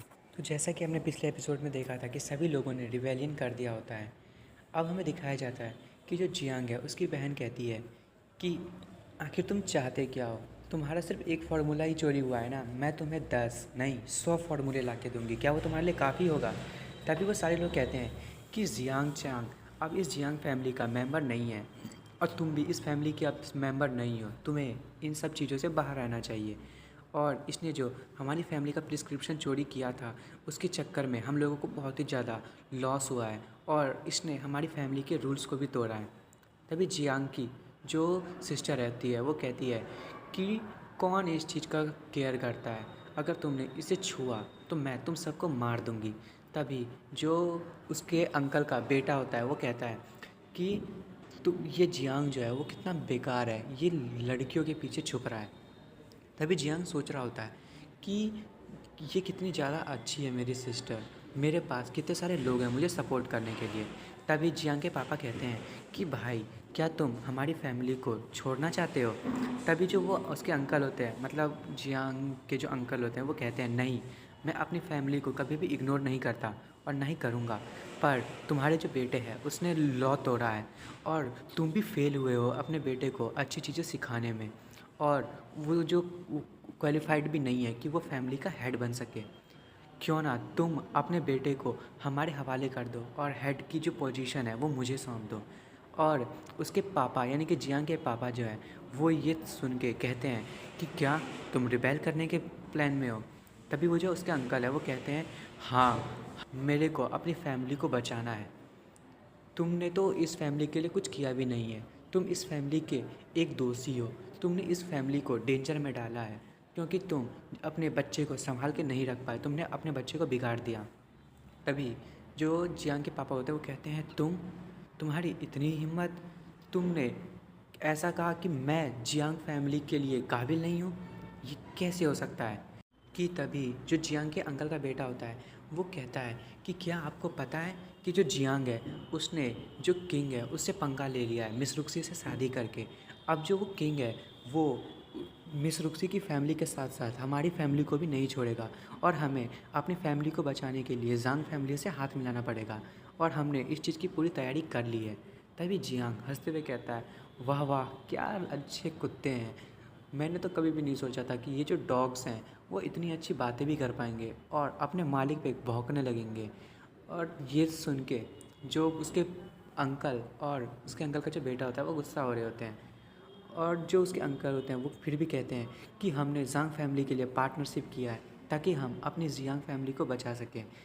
तभी उसके जो पापा हैं यानी कि जियांग के पापा वो कहते हैं कि हम लोग जो हैं वो बहुत ही अच्छे लोग हैं और जो जांग फैमिली है उनके पास एक शेर और लोमड़ी का दिल है, तुम्हें क्या लगता है कि वो हमारी सिटी को छोड़ देंगे। कुछ टाइम के बाद वो हम पे अटैक करके हमारी फैमिली को भी अपने काबू में कर लेंगे। और तभी उसके जो चाचा होते हैं जियांग के, वो कहते हैं कि हमें पूरी तरीके से बर्बाद होने से तो अच्छा यही है कि हम लोग सरेंडर कर दें और जांग फैमिली है उनके साथ रहने लगे। मैं तुम्हें तुम्हारी जो मरी हुई वाइफ है आज उसके पास भेज दूंगा और तुम्हारी जो पोस्ट होगी वो मेरी हो जाएगी। और जो सारे के सारे लोग होते हैं वो लड़ाई के लिए तैयार हो जाते हैं। तभी जियांग हंसते हुए कहता है, मज़ा ही आ गया, क्या कमाल के लोग हैं। अच्छा, यदि तुम लोग मरना ही चाहते हो तो ठीक है। और जियांग एकदम डेडली लोग बनाते हुए कहता है, अगर इन कुत्तों का मरने का टाइम आ गया है तो सबसे पहले मैं ही इन्हें मारूंगा। और ये सुन के तो सारे लोगों को गुस्सा आ जाता है और कहते हैं इसे जल्दी से मार देते हैं, ये पता नहीं आजकल बहुत ही ज़्यादा बेकार की बातें कर रहा है, आज तो मैं इससे अपने जूते चटवाऊँगा। जियांग कहता है, अच्छा तुम ऐसा करने वाले हो, चलो देखते हैं आज कौन किसके जूते चाटेगा। और जियांग कहता है कि अब देखते हैं हम में से कौन यहाँ से ज़िंदा रहता है और कौन इस फैमिली में ज़िंदा रह के इसका हेड बनेगा। और जियांग अपनी स्वॉर्ड को उनकी तरफ फेंकते हुए कहता है, चलो फिर इस चीज़ को लड़ाई करके ही सॉल्व करते हैं। और सारे लोग ये सोचते होते हैं, क्या कि ये मरना चाहता है, ये इतना बेवकूफ़ है, क्या इसकी स्ट्रेंथ जो है वो मेरे सामने कुछ है भी। जो जियांग की जो सिस्टर होती है वो भी सोच रही होती है कि मैंने इसको 5 साल से नहीं देखा और ये बहुत ही ज़्यादा इम्प्रूव हो चुका है। तभी जो जियांग के पापा हैं वो उसके सामने आते हुए कहते हैं कि मेरे बेटी से दूर रहो। और जियांग कहता है, फादर आपको चिंता होने की ज़रूरत नहीं है, मैंने बहुत ज़्यादा प्रैक्टिस की है, मैंने बहुत ज़्यादा अपोनेंट्स को मारा है, ये तो मेरे सामने कुछ भी नहीं है। तब जब जियांग के अंकल का बेटा होता है वो कहता है कि अच्छा तुम तो मेरे सामने एक चींटी के बराबर हो, तुम तो एक कीड़े हो मेरे लिए, तुम्हें तो मैं ऐसे ही मार दूँगा।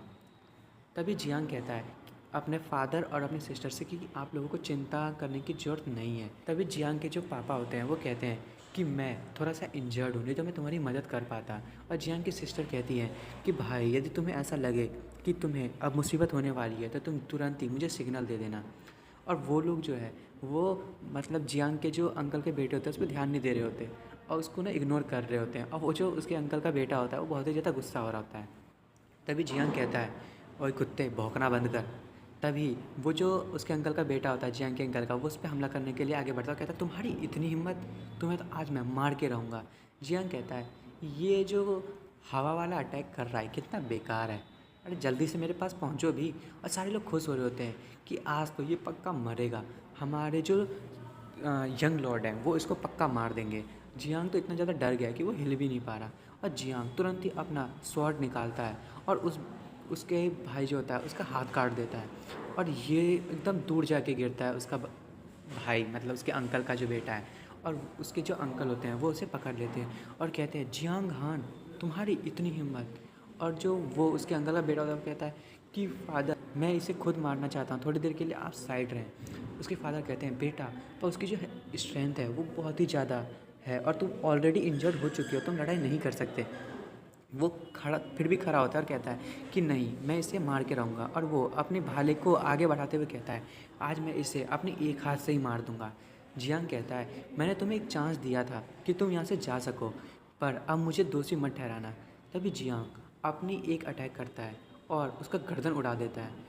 और जो उसके अंकल होते हैं वो अपने बेटे को बचाने के लिए आगे बढ़ते हैं, पर तब तक तो उसके बेटे की एकदम गले उड़ गए होते हैं। और इसके चक्कर में वो बहुत ही ज़्यादा गुस्सा हो जाते हैं और जियांग पे अटैक करने के लिए आगे बढ़ते हैं और जियांग को अपने पंच से अटैक करते हैं। तभी जियांग उस पावर को महसूस करता है और कहता है ये तो बहुत ही ज़्यादा फोर्स है।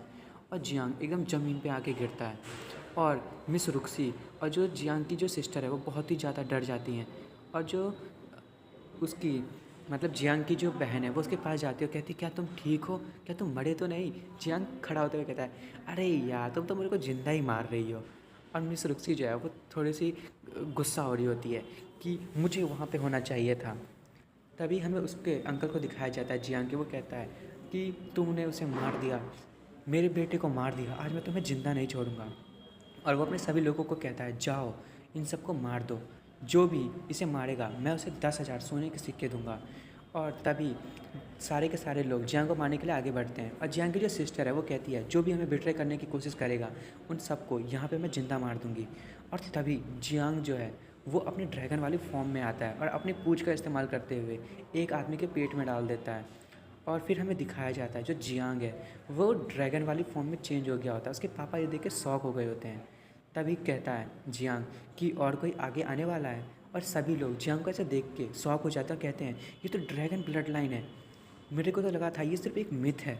और जो उसके अंकल होते हैं जियांग के, वो भी देखते हैं और कहते हैं क्या ये पॉसिबल कैसे है।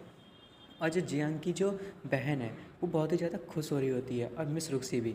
तभी जो जियांग के पापा हैं वो कहते हैं मेरे बेटे ने हमारे ड्रैगन ब्लड लाइन को अवेकन कर लिया है, गॉड ने हमारी जियांग फैमिली को इतनी अच्छी ब्लेसिंग दी है, क्या तुम लोग अभी भी हमें धोखा देना चाहते हो? और अगर अभी तुम लोगों ने अपने स्वॉर्ड को नीचे कर दिया तो हम लोग तुम्हें माफ़ कर देंगे। तभी सारे के सारे सोल्जर्स अपने घुटनों पे आ जाते हैं और कहते हैं हमें माफ़ कर दीजिए ट्रू ड्रैगन, हम माफ़ी मांगते हैं, हम दोषी हैं। तभी जियांग जो है वो मन में सोच रहा होता है ये जो ड्रैगन ब्लड लाइन है वो उसका स्टेटस यहाँ पे बहुत ही ज़्यादा है। और तभी जो जियांग के जो पापा होते हैं वो अपने भाई से कहते हैं भाई रुक जाओ, तुमने भी देखा जो जियांग जो है वो कितना ज़्यादा टैलेंटेड है। तभी जो उसके अंकल होते हैं जियांग के, वो कहते हैं हाँ तुम्हारा बेटे ने मेरे बेटे को मार दिया, पर मैं इस चीज़ को बिल्कुल भी नज़रअंदाज नहीं कर सकता। मैं मानता हूँ कि जो ड्रैगन ब्लड लाइन है वो बहुत ही ज़्यादा ताकतवर है, मैं गलत था उसके बारे में, पर फिर भी इसने मेरे बेटे को मारा है, मैं इसे मार के रहूँगा। तभी जो वो उसके अंकल होते हैं वो जियान पे अटैक करने के लिए आगे बढ़ते हैं, और जियान अपनी स्वॉर्ड का इस्तेमाल करते हुए वहाँ पे एक अटैक करता है, और उन दोनों के अटैक्स जो हैं वो एक दूसरे से टकराते हैं। पर जो जियांग है उसकी पावर फिर भी कम पड़ रही होती है उसके अंकल के सामने में, और जो जियांग है वो दूर जाके गिरता है। उसके अंकल फिर से आगे बढ़ते हैं और उस पर अटैक करने के लिए उस पर जैसे ही हमला करते हैं कि हम दिखाया तो नहीं जाता, पर जियांग जो है वो अपनी पावर को शायद अनलीश करता है और सारे लोग जियांग को बचाने के लिए आगे बढ़ते हैं। तभी जो जियांग है हमें पता चलता है कि उसने एक स्किल का यूज़ किया होता है जो कि एक निडल टाइप की, जो कि आपने देखा होगा कि उसने जो वो बटलर था उसको मारने के लिए भी यूज़ किया था, और उससे वो अपने आप को जो है वो बचा रहा होता है। तभी जो जियांग की जो सिस्टर होती है वो पीछे से कुछ धागे टाइप का निकालती है और अपने अंकल को उसमें बांध देती है और कहती है कि तुम उसे नहीं मार सकते, और वो उसे एकदम टाइट कर देती है और टाइट करते करते उसके पूरे शरीर के टुकड़े कर देती है। तभी जो जियांग है ये देख के शॉक हो रहा होता है, कह रहा होता है ये सिर्फ 18 ईयर्स की है, तब भी ये इतनी ज़्यादा ताकतवर है, मैं तो कभी सोच भी नहीं सकता।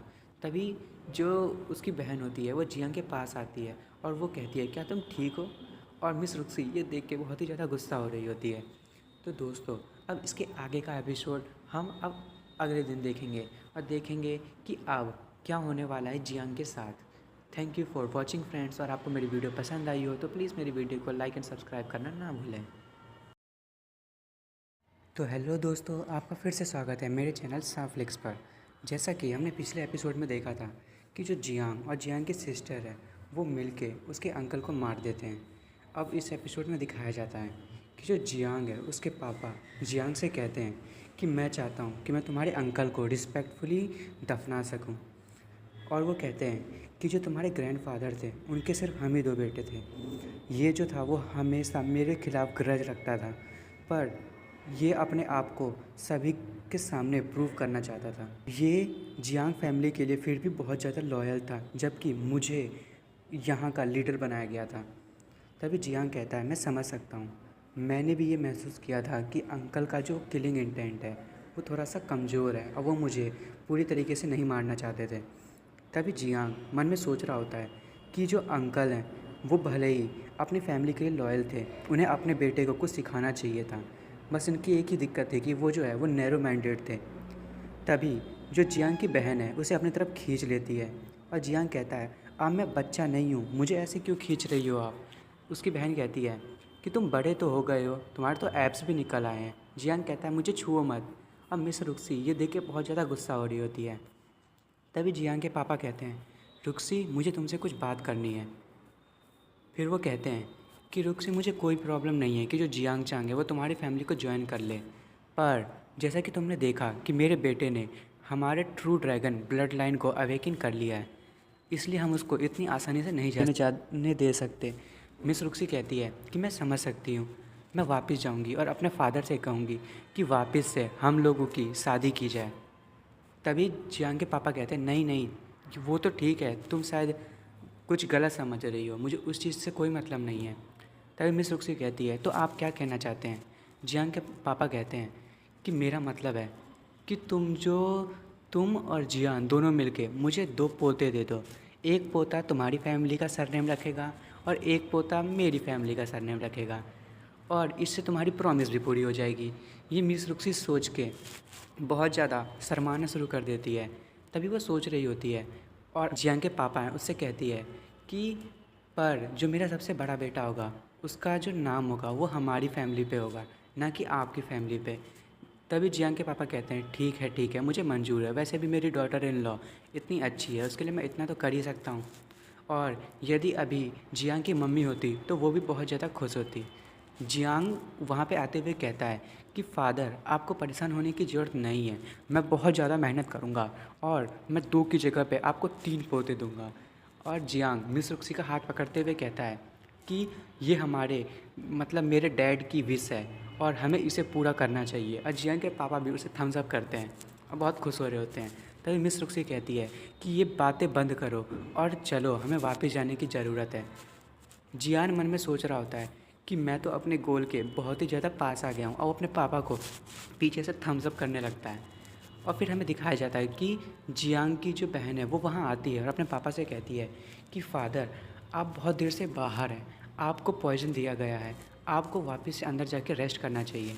तभी जियान कहता है कि मुझे आपसे पूछने का मौका नहीं मिला, पर आपको ये पॉइजन मिला कैसे।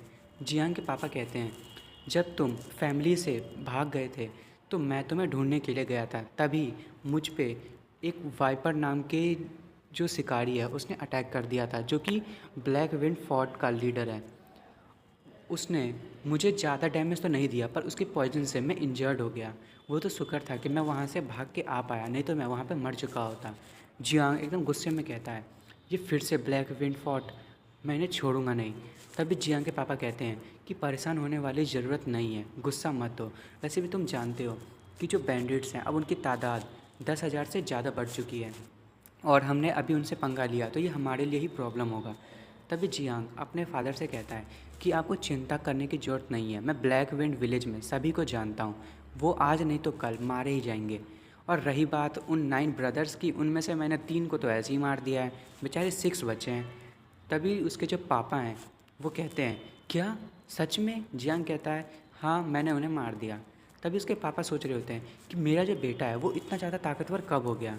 जियान अपने पापा को पकड़ के खींचते हुए कहता है कि चलिए डैड, हमें फार्मेसी जाने की ज़रूरत है, मैं वहाँ पे आपके पॉइजन को क्योर करूँगा, और मुझे लगता है कि मैं आपका लेवल भी बढ़ा सकता हूँ जिससे आप फर्स्ट ग्रैंड मास्टर बन जाएंगे। और जियान मिस रुक्सी से कहता है कि क्यों ना तुम भी हमारे साथ चलो। मिस रुक्सी कहती है नहीं, तुम फादर के साथ जाओ, मैं तुम्हारा यही इंतज़ार करूँगी। फिर हमें दिखाया जाता है कि वहाँ पे सिर्फ मिस रुक्सी और जियांग की जो बहन है वो वहीं रह जाती है। जियांग की बहन कहती है तुम्हारा रिलेशनशिप क्या है यान फैमिली के साथ और ग्लोंग स्नो माउंटेन के साथ। मिस रुक्सी कहती है मुझे समझ नहीं आ रहा तुम किस बारे में बात कर रही हो। जियांग की बहन कहती है कि मुझे लगता है कि तुम्हें ज़्यादा अपनी फैमिली के बारे में नहीं पता है। हाँ, तुम बहुत टाइम से आइसोलेटेड थे, तुम्हें बाहर जाने को नहीं मिला और तुम बाहर की दुनिया के टच में भी नहीं हो।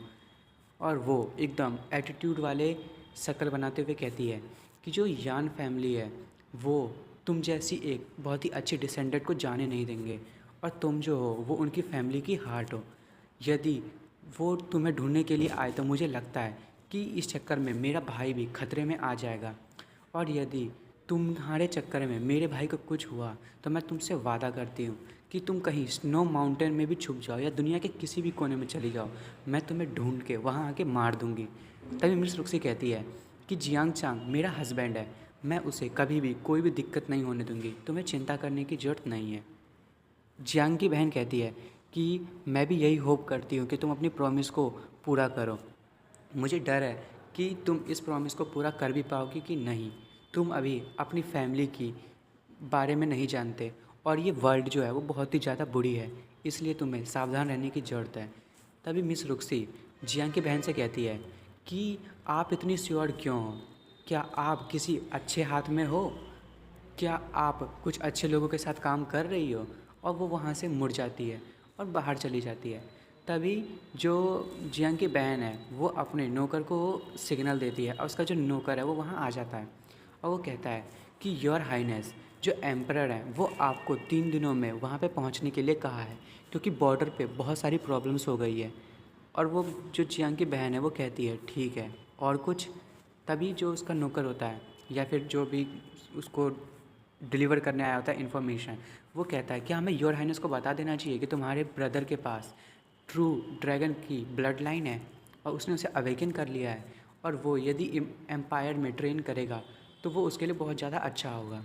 और ये सुन के जो जियांग की बहन है वो बहुत ही ज़्यादा गुस्सा हो जाती है और कहती है चुप हो जाओ, तुम वही कहोगे जो मैं तुम्हें कहने के लिए कहूँगी। मेरा ब्रदर कभी भी उस दुनिया में नहीं जाएगा, और तुम भूल जाओ तुमने यहाँ पे जो भी देखा और जो भी सुना जियांग फैमिली में। और वो बुढ़ा उसे इतने गुस्से में देख के बहुत ही ज़्यादा डर जाता है और वो कहता है ठीक है, मैं अपने मुंह को बंद ही रखूँगा। तभी वो अपने मन में कह रहा होता है कि जो प्रिंसेस है वो बहुत ही ज़्यादा ताकतवर हो गई है और इसका नाम जो है वो मैड गर्ल रखा गया है। अब जो इम्पीरियल फैमिली है उसमें ना ही इससे ज़्यादा कोई ताकतवर है, ना ही इसके नीचे कोई ताकतवर है। अब यही बची है वहाँ पे इतनी ज़्यादा ताकतवर और पावरफुल। फिर सीन शिफ्ट होता है और हमें दिखाया जाता है जियांग फैमिली का जो फार्मेसी है वहाँ पे जियांग जो है वो अपने फादर को क्योर कर रहा होता है, और उसके फादर जो होते हैं उन्होंने ब्रेक थ्रू कर लिया होता है और वो अपनी पावर को देख के बहुत ही ज़्यादा खुश हो रहे होते हैं। तभी जियांग अपने फादर से कहता है कि सही है, आपका पॉइज़न तो है वो रिमूव हो गया है। तभी जो जियांग के पापा है वो कहते हैं हाँ, अब मेरी कल्टीवेशन जो है वो भी वापस आ गई है। जियांग अपने पास से बहुत सारी टेक्निक्स निकालता है और बहुत सारे पिल्स, और वो अपने फादर की तरफ देता रहता है। उसके फादर से कैच कर रहे होते हैं और वो कहते हैं कि ये फार्मूला भी आपके लिए है, आप इस चीज़ को प्रैक्टिस कर सकते हैं। और वो अपने फादर को बहुत सारी चीज़ें देता है और कहता है आप ये सारी चीज़ें रख सकते हैं। तभी जियांग के पापा कहते हैं तुम, और वो अपनी बेटी को कहते हैं क्या तुमने जियांग को ये सारी चीज़ दी है, तुम क्या इसे स्पॉइल करने के लिए यहाँ पे आई थी? तभी जियांग की जो बहन है वो कहती है कि मेरे पास ज़्यादा टाइम नहीं था आपको ये देने का, पर मुझे लगता है कि वो आपको ये चीज़ देने की मुझे ज़रूरत नहीं है। जियांग ने आपको ऑलरेडी बहुत कुछ दे दिया है, और हमें पता चलता है कि जो उसकी बहन है वो भी उसे कुछ देने के लिए आई होती है। और जियांग के पापा जियांग की तरफ देख के सोच रहे होते हैं आखिर इसके पास इतनी सारी चीज़ें आई कैसे। तभी जो जियांग है वो कहता है कि जब मैं ब्लैक स्टोन माउंटेन पे गया था तो वहाँ पे मुझे एक केव मिली थी जहाँ पे एक बहुत ही ताकतवर इंसान था, उसने मुझे ये सारी चीज़ें दी है। और फादर आप इन सब का ध्यान रखें, और जियांग फैमिली का भी, ये आपके लिए बहुत ही ज़्यादा अच्छी होगी, बेनिफिशियल होंगी। तभी जियांग के पापा कहते हैं क्या तुम्हारे पास ऐसा भी कोई आदमी है जो इतना ज़्यादा ताकतवर है? तभी जो जियांग की बहन होती है वो कहती है कि जियांग अब लगता है मेरे को वापस जाने का टाइम आ गया है कैपिटल में। जियांग कहता है एकदम प्यारी सी शक्ल बनाते हुए क्या आप जा रही हैं? और जो जियांग का पापा होता है वो वहाँ से जाने लगता है और कहता है कि ठीक है तो मुझे छोड़ के जा सकती हो। तभी जो जियांग की बहन है वो जियांग के पास आते हुए कहती है कि अच्छा इतनी फ़िक्र है। जियांग कहता है हाँ, मैं आपको कहीं नहीं जाने दूंगा। तो जियांग की बहन कहती है क्या तुम क्या नहीं जाने दोगे, मेरी लेग्स को या फिर मेरी वेस्ट को? जियांग शर्माते हुए कहता है मैं आपका कोई भी ऐसी चीज़ जो आपकी है वो मैं कहीं भी नहीं जाने दूंगा। और वो मन में सोच रहा था अरे यार ये कितनी ऑसम है।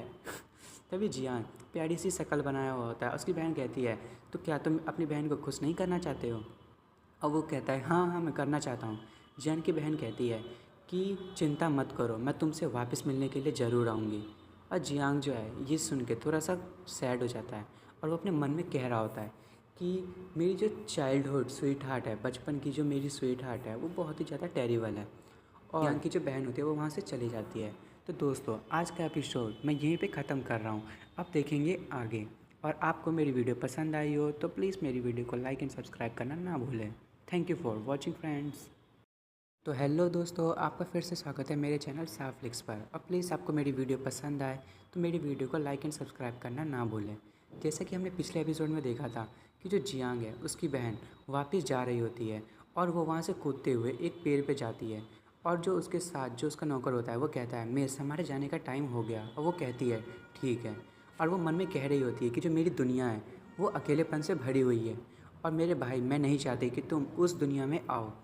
और वो कहती है कि चलो चलने का टाइम हो गया। तभी हमें जियांग को दिखाया जाता है, वो कहता है कि जांग फैमिली और लिन फैमिली से बदला लेने का टाइम आ गया है। और हमें एक शॉप को दिखाया जाता है जो कि जियांग की शॉप होती है उसमें बहुत ज़्यादा भीड़ लगी होती है ताकि सब लोग वहाँ से पिल्स खरीद सकें। और जो वहाँ का दुकानदार होता है वो ज़ोर से चिल्ला के कह रहा होता है कि जल्दी से, लिमिटेड टाइम है, आपकी जो पिल्स है वो ख़त्म होने वाली हैं, जल्दी से खरीदें, सिर्फ 10 लोगों के लिए पिल्स बची हुई हैं। और सब लोग ये देख के शॉक हो रहे होते हैं कि वहाँ पे इतनी भीड़ क्यों लगी है। तभी हमें लिन के पापा को दिखाया जाता है और वो कहता है कि जो जियांग फैमिली है वो हमें परेशान कर रही है। तभी हमें लिन को दिखाया जाता है, वो भी गुस्से से कहती है, फादर ये जियांग फैमिली की शॉप जो है वो इतनी ज़्यादा भरी हुई क्यों है और हमारी जो प्राइस है वो इतनी कम क्यों हो गई है, क्या आप यहाँ पे मजाक कर रहे हैं। तभी वो मन में सोच रही होती है कि जो जियांग फैमिली है वो पता नहीं इन सबको कैसे कंट्रोल कर रही है। जियांग फैमिली के तो सारे हर्ब्स के जितनी भी चीज़ें थी वो तो मैंने जियांग से चुरवा ली गई थी। तो दोस्तों आपको तो पता ही होगा कि जब शुरुआती एपिसोड में ये दिखाया गया था कि जो जियांग है उसने अपनी फैमिली की मेडिकल रिसिप्ट को चोरी करके लिन को दे दिया था और लिन ने उसे धोखा दे दिया था। तभी लिन के फादर कहते हैं कि मुझे नहीं पता पर मैंने देखा है कि उनके साथ कुछ गलत तो नहीं है, पर वो जो पिल्स हैं वो बहुत ही ज़्यादा अच्छी हैं, वो फार्मूला बहुत ही ज़्यादा इफ़ेक्टिव है और वो हाई रेट पोटेंशियल का है जो बहुत ही ज़्यादा रेयर है मिलना। मैंने कभी नहीं सोचा था कि जो जियांग फैमिली है वो इतना बड़ा मूव चल देगी और इतना कुछ उन्होंने छुपा के रखा होगा और वो इतनी नीचे से इतनी जल्दी इतनी ऊपर पहुंच जाएगी। तभी लिन कहती है कि आप क्या करने का सोच रहे हैं अब। तभी जो लिन के पापा होते हैं वो कहते हैं जियांग फैमिली जो है वो अब हाई प्रोफाइल हो गई है, कुछ ही दिन में अब वो जांग फैमिली के लिए मूव करेगी ताकि जांग फैमिली को ख़त्म कर सके और जितना जल्दी हो सकता है कि तुम्हारी शादी जांग फैमिली में कर देंगे जिससे हम लोग जांग फैमिली के कांटेक्ट में रहें। तभी जो लिन है वो कहती है कि फादर मैं समझ गई, मैं शादी करने के लिए तैयार हूँ। तभी हमें एक आवाज़ को सुनाया जाता है, वो आवाज़ कहती है कि ब्रदर लेन लगता है आपको सर दर्द हो रहा है अपनी दवाइयों के चक्कर में। और हमें दिखाया जाता है ये तो जांग फैमिली वाले होते हैं और आपने तो पिछले कुछ एपिसोड में क्वीन को भी देखा ही होगा। तभी जो लिन के फादर होते हैं वो कहते हैं ब्रदर जांग आओ आओ, क्या आप कुछ आइडिया लेके आए हो। तभी जो जांग होता है वो कहता है कि मेरा जो बेटा है सबसे बड़ा बेटा उसके पास प्लान है, मेरे पास तो नहीं है। तभी जो क्वीन है वो लिन के पास जाता है और उसके कानों में कहता है मेरा जो बड़ा भाई है वो बहुत ही ज़्यादा अमेजिंग है, वो स्काईविंड एकेडमी में 3 साल से पढ़ रहा है और वो वहाँ का जूनियर मास्टर बन चुका है। लिन कहती है क्या सिर्फ 22 ईयर्स ओल्ड है वो, तब भी वो मास्टर बन चुका है। क्वीन कहता है हाँ बिल्कुल, मेरा भाई जो है वो बहुत ही ज़्यादा अमेजिंग है और वो हमारी मदद करेगा ताकि हम उन्हें यानी कि जियांग फैमिली को डिस्ट्रॉय कर सकें और वो मेरी मदद भी करेगा कि मैं टोंगमे रियल में पहुंच सकूं। क्वीन का ब्रदर कहता है कि आप चिंता मत कीजिए, जियांग फैमिली को ख़त्म करने के लिए मेरे पास एक बहुत ही अच्छा आइडिया है। तभी वो कहता है सबसे कि मैं सिर्फ जियांग फैमिली को जड़ से की ख़त्म नहीं करूँगा, उनका मैं नामो निशान मिटा दूँगा। और फिर हमें दिखाया जाता है जो जियांग है वो अपने सोल्जर्स को ट्रेनिंग दे रहा होता है और अपने सोल्जर से कहता है जो भी इस ट्रेनिंग को फिनिश नहीं कर पाएगा आज उसको मैं रात में पनिशमेंट दूंगा। अब मैं समझ नहीं पा रहा ये रात में पनिशमेंट से मतलब क्या है इसका। और वो कहता है कि मैं तुम सबको आज छोड़ूंगा नहीं, तुम लोगों को मैं अपना पंचिंग बैग बना दूंगा। और सारे सोल्जर्स कह रहे होते हैं हम बहुत ज़्यादा थक गए हैं, प्लीज़ हमें थोड़ा सा रेस्ट लेने दो। फिर हमें दिखाया जाता है कि जिन लोगों ने ट्रेनिंग को कंप्लीट नहीं किया होता है जियांग उन लोगों को खूब पीटता है और वो लोग बहुत ही ज़्यादा रो रहे होते हैं। उसके बाद जियांग का एक सोल्जर जियांग के पास आता है और वो कहता है कि आप तो सब कुछ जानते ही हैं, जो जांग फैमिली है और लिन फैमिली उन्होंने छुपके से कुछ लोगों को भेजा था ताकि वो हमारी जो पिल्स हैं वो ख़रीद सकें। तभी जो जियांग है वो कहता है हाँ मैंने ही उनके लिए ये जाल बिछाया है, उन्हें अभी मूव करने दो, देखते हैं कि वो इतने सारे सोने के सिक्के कैसे खर्च करेंगे। और चिंता मत करो, मैंने सारा प्लान बना लिया है। मेरा जो नेक्स्ट प्लान है वो जो ब्लैक आर्मर ड्रैगन आर्मी है उसे और ज़्यादा ताकतवर बनाना है। जो जियांग का सोल्जर है वो कहता है master black armour dragon army उसमें तो सिर्फ 300 लोग हैं और 130 तो उसमें सिर्फ 9th ग्रेड के हैं और 12 जो हैं वो 1st ग्रेड के हैं और एक बंदा है जो सिर्फ 2nd ग्रेड का है, वो तो पहले से ही रेयर लोग हैं और इतने ताकतवर लोग हैं।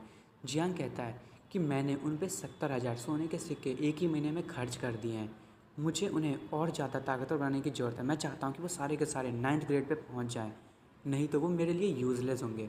और हमें दिखाया जाता है जियांग जो है वो उन सबको बहुत ज़्यादा ट्रेनिंग दे रहा होता है और ऐसे ही वो 5 दिनों तक उन सबको ट्रेनिंग देता है और 50 लोग 9th ग्रेड पे पहुँच जाते हैं। और जियांग कहता है कि अभी तो मैंने ट्रेनिंग शुरू ही की है, अगर तुम लोग इतनी मेहनत नहीं करोगे तो तुम हमारी फैमिली के लिए कुछ भी नहीं कर पाओगे। और जियांग एकदम डेडेड लुक में कहता है कि जांग फैमिली और लिन फैमिली, अब तुम लोगों में हिम्मत है तो मुझसे लड़ के देखो, मैं तुम्हें बताता हूँ कि लड़ाई कैसे की जाती है। फिर हमें अगले सीन में उस जगह को दिखाया जाता है जहाँ पे क्वीन और उसका बड़ा भाई ठहरे होते हैं। क्वीन जो है वो अपने बड़े भाई से कहता है कि भाई जो जियांग है उस बेवकूफ़ ने हमारे सारे ऑर्डर को एक्सेप्ट कर लिया है और हम कुछ ही टाइम में उसके जो हर्ब्स हैं उसको ख़रीद लेंगे। क्वीन का जो भाई है वो कहता है कि प्लान के साथ चलते रहो और धीरे धीरे हम जियांग फैमिली को पूरी तरीके से डिस्ट्रॉय कर देंगे। और हमें दिखाया जाता है कि जो हमारा जियान है वो वहाँ पे अपने घोड़े पे बैठ के आ रहा होता है और जो क्वीन का बड़ा भाई है वो कहता है कि मिस रुक्सी को इनविटेशन भेजो आज की रात की डिनर पार्टी के लिए, मैं भी उसे दिखाऊं कि असली मर्द कौन है और कौन उसके काबिल है। और हमें दिखाया जाता है जो जियांग है वो अपने घोड़े को रोकता है और सभी लोग बातें कर रहे होते हैं कि जियांग आखिरकार अपने घर वापस आ ही गया।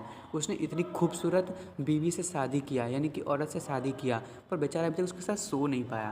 बेचारा कितना बड़ा जीनियस है। और जियांग जो है ये सुन के थोड़ा सा गुस्सा हो रहा होता है और जो जियांग का जो सोल्जर है वो उसके घोड़े को रोकते हुए कहता है कि आजकल रूमर्स बहुत ही ज़्यादा बेकार हो गए हैं। जियांग कहता है इन सबको इग्नोर करो, कुछ टाइम के बाद सबको पता चल जाएगा कि जो मुझे ऑफेंड करने की कोशिश करता है उसका हल क्या होता है। तभी जियांग उस गेट को खोलता है और वो अंदर एंटर करता है और कहता है फादर इन लॉ और मदर इन लॉ, मैं आप लोगों को यहाँ पे ग्रीट करने के लिए आया हूँ। तभी जो मिस रुक्सी है उसकी मम्मी जियांग को देख के बहुत ही ज़्यादा खुश हो जाती है और वो कहती है जियांग आखिरकार तुम आ गए, तुम्हें इतनी ज़्यादा टाइम लगी क्यों। जियांग कहता है कि मैं डर गया था कि जो मेरे फादर इन लॉ हैं वो मुझसे बहुत ही ज़्यादा अपसेट होंगे, वो मुझे नहीं देखना चाहते होंगे। जो मिस रुक्सी की मम्मी है वो कहती है तुम्हें तुम्हारे फादर इन लॉ के बारे में चिंता करने की ज़रूरत नहीं है। तभी जो मिस रुक्सी के पापा कहते हैं वाह, मैं एक लूज़र से नाराज़ भी नहीं हो सकता जिसने एक ही महीने में अपने सोल्जर्स पे 70,000 सोने के सिक्के को खर्च कर दिए। अगर तुम मेरी बेटी के हस्बैंड नहीं होते तो मैं तो कभी इस चीज़ के लिए एग्री ही नहीं होता। जियांग कहता है कि अगर मेरी मदर इन लॉ नहीं होती तो पता नहीं क्या होता। वो तो शुक्र है कि जो मेरी इतनी खूबसूरत मदर इन लॉ है वो उन्होंने मेरी खूब सारी मदद की। मुझे तो समझ नहीं आ रहा, मेरी मदर इन लॉ की एज बढ़ रही है पर फिर भी वो इतनी ज़्यादा खूबसूरत कैसे होती जा रही हैं। अगर आप रुक्सी की जगह होती तो मैं आपसे शादी कर लेता, आप दोनों तो एक दूसरे के सामने बहन जैसी लगती हैं। तभी मिस रुक्सी की जो मम्मी है वो खुश होते हुए कहती है कि हाँ हाँ तुम मजाक मत करो, वो तो घर के अंदर सब लोग यदि बाहर सुनेंगे तो हंसेंगे। तभी जियांग जो है वो कहता है अपने मन में कि मैं जब पिछली बार जियांग यहाँ पे आया था तो मेरे जो फादर इन लॉ हैं वो बहुत ही ज़्यादा गुस्से थे और जो मिस रुक्सी है वो भी सोच रही होती है ये कितनी मीठी मीठी बातें करता है। तभी जियांग के फादर इन लॉ कहते हैं कि तुम जो है वो अब जांग फैमिली और लिन फैमिली के बारे में क्या करने वाली हो। तुम जो जानते हो कि जो ब्लैक विंड फोर्ट्रेस है वो अब बिल्कुल भी पीस में नहीं है, क्या तुम्हारी फैमिली इस चीज़ को हैंडल कर पाएंगी। तभी जो जियांग है वो कहता है फादर इन लॉ आपको चिंता करने की ज़रूरत नहीं है, मेरी जो जियांग फैमिली है मैं चाहता हूँ कि मैं उसको तो सेव करूँ ही, साथ में आपकी फैमिली से जो ट्यूमर फैला हुआ है यानी कि वो जो लोग हैं जो आपको धोखा देने की प्लानिंग में है मैं उन सबको भी ख़त्म कर दूँगा। और ब्लैक विंड फोर्ट्रेस जो है उसमें आजकल बहुत सारे लोग रह रहे हैं। तभी जो फादर इन लॉ है वो कहते हैं कि ठीक है तुम जो है 500 लोगों को अपने पास गार्ड के तौर पे ले जा सकते हो और तुम चाहो तो तुम्हें 500 की जगह पे 2500 पीपल दिए जा सकते हैं, वो तुम पे डिसाइड करता है कि तुम कितने को ले जाना चाहते हो। तभी मिस रुक्सी आगे आते हुए कहती है कि मैं भी फ़ाइट करना चाहती हूँ और बैंडिट्स को ख़त्म करना चाहती हूँ। जियांग उस टोकन को वापस अपने फादर इन लॉ को देते हुए कहता है फादर इन लॉ मैं जानता हूँ कि आप बहुत ज़्यादा अच्छे हैं पर मुझे इतने सारे गार्ड्स की ज़रूरत नहीं है और ना ही मिस रुक्सी को फ़ाइट करने की ज़रूरत है। मुझे सिर्फ 500 आदमी चाहिए सोल्जर्स और मेरी जो ब्लैक आर्मर ड्रैगन आर्मी है सिर्फ मुझे उतने ही लोग चाहिए, मेरे लिए उतने ही लोग काफ़ी होंगे और यान फैमिली जो है वो और भी ज़्यादा ताकतवर हो जाएगी और मेरी जो ब्लैक आर्मर ड्रैगन आर्मी है उनकी ट्रेनिंग भी बहुत अच्छा चल रही है। तभी जो जियांग के फादर इन लॉ होते हैं वो कहते हैं क्या तुम्हारी जो ड्रैगन आर्मी है वो तो बहुत ही कम टाइम से प्रैक्टिस कर रही है, क्या वो इन सारी चीज़ों को संभाल पाएगी? जियांग कहता है फादर इन लॉ, आपको चिंता करने की ज़रूरत नहीं है। इतने सारे पैसों को खर्च करने के बाद मैं आपको दिखाना चाहता हूँ कि जो मेरी आर्मी है वो क्या क्या कर सकती है, और आप ये देख के बहुत ही ज़्यादा खुश होंगे। तो दोस्तों अब देखेंगे अगले एपिसोड में कि आगे क्या होने वाला है। Thank you for watching friends. तो हेलो दोस्तों, आपका फिर से स्वागत है मेरे चैनल साफ्लिक्स पर। और दोस्तों आपको मेरी वीडियो पसंद आई हो तो प्लीज़ मेरी वीडियो को लाइक और सब्सक्राइब करना ना भूलें। और प्लीज़ दोस्तों, आप में से बहुत सारे लोगों ने सब्सक्राइब नहीं किया है तो प्लीज़ सब्सक्राइब ज़रूर कर दें। जैसा कि हमने पिछले एपिसोड में देखा था कि जो जियांग है वो अपनी फैमिली में, मतलब मिस लुक्सी की फैमिली में वापस जाता है और वो अपने फादर से कहता है कि आप चिंता मत कीजिए, मैं आपको बहुत ही अच्छा रिज़ल्ट दिखाऊंगा। और वो अपने फादर इन लॉ से कहता है कि फादर इन लॉ, आप इतनी ज़्यादा चिंता ले रहे हैं, आप रात में सो नहीं पाते होंगे और इस चक्कर में आप मेरी मदर इन लॉ को भी थकाते रहते हो, तो प्लीज़ ऐसा मत कीजिए। तभी जो मिस रुक्सी के पापा है वो कहते हैं हाँ ठीक है, जाओ तुम अपना काम करो, अपने काम से काम रखो, मुझे गुस्सा मत दिलाओ। जियांग जो है वो कहता है ठीक है, फिर मैं यू रुक्सी को भी अपने साथ ले जा रहा हूँ। और वो अपने फादर इन लॉ से कहते हैं पर फादर इन लॉ, मैं यहाँ पे 5 दिन और आपका दिमाग खाने वाला हूँ। मिस रुक्सी के पापा कहते हैं अच्छा ठीक है, आप जाओ भी। जियांग कहता है कि मैंने ये बिल्कुल भी रियलाइज़ नहीं किया कि जो मेरे फादर इन लॉ है वो इतने ज़्यादा एरोगेंट हैं।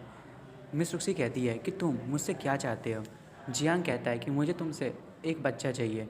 मिस रुक्सी उसे कहती है अब मजाक करना बंद भी करो। जियांग कहता है अच्छा ठीक है, इतनी जल्दी भी क्या है। तभी वहाँ पे एक सोल्जर आता है और वो कहता है कमांडर, आपके लिए एक इनविटेशन आया है। और जियांग जो है वो उस इनविटेशन को ले लेता है और कहता है कि तुम्हें इस इनविटेशन को नहीं खोलना चाहिए, क्या पता इसमें पॉइज़न हो। मिस रुक्सी सोच रही होती है कि मुझे पता है कि तुम इस चीज़ को देखना चाहते हो। और जियांग उस लेटर को पढ़ के थोड़ा सा गुस्सा हो रहा होता है और वो कहता है कि जो जांग फैंग है उसने तुम्हें आज की बैंक्वेट में रेस्टोरेंट में इनवाइट किया है। मिस रुक्सी कहती है कि मैं ऐसी पार्टियों में इंटरेस्टेड नहीं हूँ, तुम्हें क्या लगता है हमें जाना चाहिए? जियांग कहता है हाँ। और जियांग कह रहा होता है कि रूमर्स वैसे भी कह रहे हैं कि जो जियांग है वो एकदम यूज़लेस है और वो एकदम बेकार हस्बैंड है। उसकी शादी हो गई है पर वो अपनी बीवी के साथ कभी भी सो नहीं पाया है। मिस रुक्सी कहती है आखिर वो लोग ऐसा कह क्यों रहे हैं? जियांग कहता है कि क्या तुम्हें लगता है कि वो सच कह रहे हैं? अब मिस रुक्सी सोच रही होती है कि अब मैं क्या कहूँ, तुम मेरे चक्कर में तुम्हें भी इतनी ज़्यादा सफ़र करनी पड़ रही है जबकि तुम्हारे पास इतनी ज़्यादा स्ट्रेंथ है। मिस रुक्सी कहती है कि मैं पक्का तुम्हें रिपे ज़रूर करूँगी। तभी जियान मिस रुक्सी का हाथ पकड़ता है और कहता है कि तुम्हें चिंता करने की ज़रूरत नहीं है, मैं हमेशा तुम्हारे साथ रहूँगा। और जांग फैंग जो है उसने कहा है कि वो तुम्हें एक महीने में तुम्हें मुझसे छीन लेगा। अगर उसने तुम्हें परेशान करने की कोशिश की तो मैं उसे वहीं पे मार दूँगा। मिस रुक्सी ये सुन के बहुत ही ज़्यादा शर्माने लगती है और कहती है कि ये मेरे बारे में कितना सोचता है। और वो कहता है ठीक है, फिर मैं तुम्हारे साथ बैंक्वेट में चलूँगी आज। जियांग उसको पकड़ के ले जा रहा होता है और कहता है कि चलो मेरे पास तुम्हारे लिए एक बहुत ही खूबसूरत सा ड्रेस है। मिस रुक्सी कहती है ड्रेस? और जियांग जेंटलमैन वाला फेस बना के कहता है हाँ एक ड्रेस। उसके बाद हमें सीन शिफ्ट होता है और हमें उस बैंक्वेट को दिखाया जाता है जहाँ पे पार्टी हो रही होती है। और जो क्वीन का भाई है वो अपनी पावर को लोगों को दिखा रहा होता है और सारे के सारे लोग क्लैप कर रहे होते हैं और उसको जो है उसकी बड़ाई कर रहे होते हैं। तभी वो कहता है कि ये तो मामूली से कॉम्बैट स्किल्स हैं। जो क्वीन है वो लिन से कह रहा होता है कि तुम्हें नहीं लगता कि मेरा जो ब्रदर है वो बहुत ही ज़्यादा कूल है, वो हवा में उड़ते उड़ते ही सब लोगों को मार सकता है, वो बहुत ही ज़्यादा ताकतवर है, वो जो पियोक्सी सिटी है उसका नंबर 1 जीनियस है। लिन कहती है हाँ तुम्हारा ब्रदर बहुत ही ज़्यादा ऑसम है। और लिन मन में सोच रही होती है इस क्वीन के मुकाबले में इसका भाई जो है वो ज़्यादा अच्छा लगा मुझे। और कुछ लोग क्वीन के भाई को चार तरफ से घेर लेते हैं और कहते हैं कि मिस्टर जांग, क्या ये बात सच है कि आपने कहा है कि आप यान रुक्सी को 1 महीने में जीत लेंगे? और एक और कहती है कि मैंने सुना है कि यान रुक्सी जो है वो आपका वेट कर रही है ताकि मिस्टर जांग जो है वो वहाँ पे जाए और उसे पिक कर ले। जो जांग है वो कहता है हाँ बिल्कुल, तुम्हें क्या लगता है जियांग जैसा एक बेवकूफ़ आदमी उतनी खूबसूरत लड़की को डिज़र्व करता है? जो जांग है मतलब मैं उसे पक्का उस मुसीबत से बचा के रहूँगा। और कुछ जो लेडीज़ होती हैं वो साइड में खड़ी होती हैं और वो कह रही होती हैं कि बेस्ट ब्यूटी, हाँ मैं मानती हूँ कि उसे इसके साथ ही होना चाहिए। और उनमें से एक कहती है कि जो मिस्टर जांग है वो हेवनली विंड एकेडमी में बहुत ही ज़्यादा फेमस है और उनका फ्यूचर जो है वो बहुत ही ज़्यादा ऊपर तक है, और जो एम्परर है वो भी इन पर नज़र बनाए हुए हैं। ये रुक्सी के काबिल नहीं है, मतलब रुक्सी जो है वो इनके काबिल नहीं है कि उनकी वाइफ बन सके। इन्हें किसी अच्छी लड़की से शादी करना चाहिए। और वो लड़की सोच रही होती है कि मेरी फैमिली भले ही टॉप फैमिलीज़ में नहीं आती हैं पर हम लोग बहुत ज़्यादा अमीर हैं। तभी जो क्वीन का भाई है वो उसे कहता है कि मिस ली, आपको इतना ओवर एक्ट करने की ज़रूरत नहीं है। मैंने सिर्फ कहा कि मैं उसे बचाऊंगा, मैंने ये नहीं कहा कि मैं उससे शादी करने वाला हूँ। तभी ये सारी लड़कियाँ ये बात सुन के बहुत ही ज़्यादा हंसने लगती हैं। और जियां वहाँ पे आते हुए कहता है कि ये यार इतना महक क्यों रहा है, क्या तुम लोग यहाँ पे गोबर खा रहे हो? और सारे लोग उसे देख के कहते हैं ये यहाँ पे क्या कर रहा है। और तभी क्वीन कहता है ओए हम क्यों गोबर खाएंगे, गोबर खाओ तुम। जियांग कहता है फिर तुम्हारे मुंह से इतनी ज़्यादा बदबू क्या आ रही है, मुंह बंद करो। तभी हमें मिस रुक्सी को दिखाया जाता है जो कि जो जियांग की दी हुई ड्रेस में भाई रियलिटी में बहुत ज़्यादा खूबसूरत लग रही होती है। और सब लोग उसे देख के बहुत ही ज़्यादा शौक हो रहे होते हैं। और जो क्वीन का भाई है वो कहता है इतनी खूबसूरत लड़की मैं मान ही नहीं सकता कि ये जियांग के पास होनी चाहिए, ये मेरे पास होगी। और बाकी की लड़कियां उसे देख के कहती है अरे यार ये यहाँ पे क्यों आ गई। जियांग कहता है कि ओए बेवकूफ़ लोग, तुम लोग मेरी बीवी को क्यों देख रहे हो? क्या तुम लोग अपने आप को इतना वर्दी भी समझते हो कि तुम उसे देख सको? तभी जो वो लेडी होती है वो कहती है कि देखो ये बात कौन कर रहा है, कचरा जियांग, तुम्हारी फैमिली भी बेकार है और तुम भी बेकार हो, तुम्हारी हिम्मत कैसे हुई हमसे इतनी बेकार तरीके से बात करने की। जियांग कहता है अच्छा ये तो तुम हो। तभी वो लड़की कहती है हाँ आखिरकार तुमने मुझे पहचान ही लिया, मेरे जो फादर हैं वो ली होंगजी हैं, वो हेड है लिंग फैमिली के, मतलब ली फैमिली के। तभी जियान अपनी स्वॉर्ड को निकालते हुए उसके सर को बीच से काट देता है, उसके सर से फव्वारा निकलने लगता है और सारे लोग ये देख के शौक हो जाते हैं। और जियांग कहता है कि तुम्हारे लिए ऐसी ही मौत सूटेबल है। और सारे के सारे लोग शौक हो रहे होते हैं। और पीछे जो लिंग है मतलब लिन जिसने जो जियांग है उसको धोखा दिया था वो भी बहुत ज़्यादा डर रही होती है। जैसे ही वो ली फैमिली के लड़की को मारता है कि जो ली फैमिली की जो लड़की है उसके साथ जो उसके लोग खड़े होते हैं वो कहते हैं जियांग तुम्हारी इतनी हिम्मत, तुमने हमारी मिस्ट्रेस को मार दिया, हम तुम्हें छोड़ेंगे नहीं। जियांग कहता है अरे यार तुम एक आदमी हो, रिवेंज लेना है तो लो ना, बातें क्यों कर रहे हो? और मैं तुम्हें याद दिला दूँ कि तुम लोग यदि मुझसे लड़ोगे तो पक्का मरोगे। वो जो आदमी है वो कहता है कि सुनो सुनो ये कितनी बड़ी बड़ी फेंक रहा है, लगता है इसकी खाल उधेड़नी पड़ेगी। और वो सारे आगे आ जाते हैं और कहते हैं इस बंदे की तो मेरिडियंस भी टूट गई हैं, ये वैसे तो वर्दी नहीं है कि मैं इसे मारूं, पर यदि इसकी मरने की इच्छा है तो मैं इसे मार ही देता हूँ। वो आगे बढ़ रहा होता है कि वो उसे मारे कि तभी जो जियांग है वो कहता है कि मैं अब थक गया हूँ एक कचरा बने हुए। और वो अचानक से पंच का इस्तेमाल करते हुए एक पंच मारता है और उस आदमी के बॉडी के आर पार उसकी पंच हो जाती है। और ये देख के तो उसके साथी बहुत ही ज़्यादा शॉक हो जाते हैं। और वो आदमी कहता है कि ये क्या था, तुम तो कमज़ोर थे। जियांग कहता है कि मैं तुम्हें एक बहुत ही अच्छी राइम सुनाता हूँ। तो जियांग पता नहीं कोई राइम कहता है कि जियांग जो है वो 7 इंच लॉन्ग है, took the first step soon in pure city. शायद इसका मतलब ये है कि जो जियांग है वो 7 इंच का है, मतलब जियांग का जो है वो 7 इंच का है और वो शॉट जो है वो सबसे पहले लेता है। ये 7 इंच का है, किस 7 इंच की बात कर रहा है छोड़ो। उसके बाद उसके साथी कह रहे होते हैं कि तुम्हारी हिम्मत कैसे हुई कि तुमने इसे मार दिया, तुम तो एक कचरा थे। जियांग कहता है कि अब हम लड़ाई करने भी वाले हैं या नहीं, या फिर तुम यहाँ पे बैठ के सिर्फ बकवास करोगे, तुम उसका बदला लेना चाहते हो या नहीं। तभी जो क्वीन का भाई होता है वो सोच रहा होता है मैंने जितना जियांग के बारे में सोचा था कि ये यूज़लेस है, वो इतना यूज़लेस है नहीं। ये जो है कुछ ऐसे ट्रिक्स का इस्तेमाल कर रहा है जो कि बहुत ही ज़्यादा रेयर है और इसने शायद अपने मेरिडियंस को भी ठीक कर लिया है। और जो ब्लैक विंड विलेज के जो मैन थे जिन्होंने मिस रुक्सी पे हमला किया था वो सारे के सारे किसी अनजान तरीके से मारे गए। मुझे लगता है कि जो इन लोगों को कोई ताकतवर आदमी सपोर्ट कर रहा है जिसने जियांग को उसकी मेरिडियंस ठीक करने में मदद की होगी।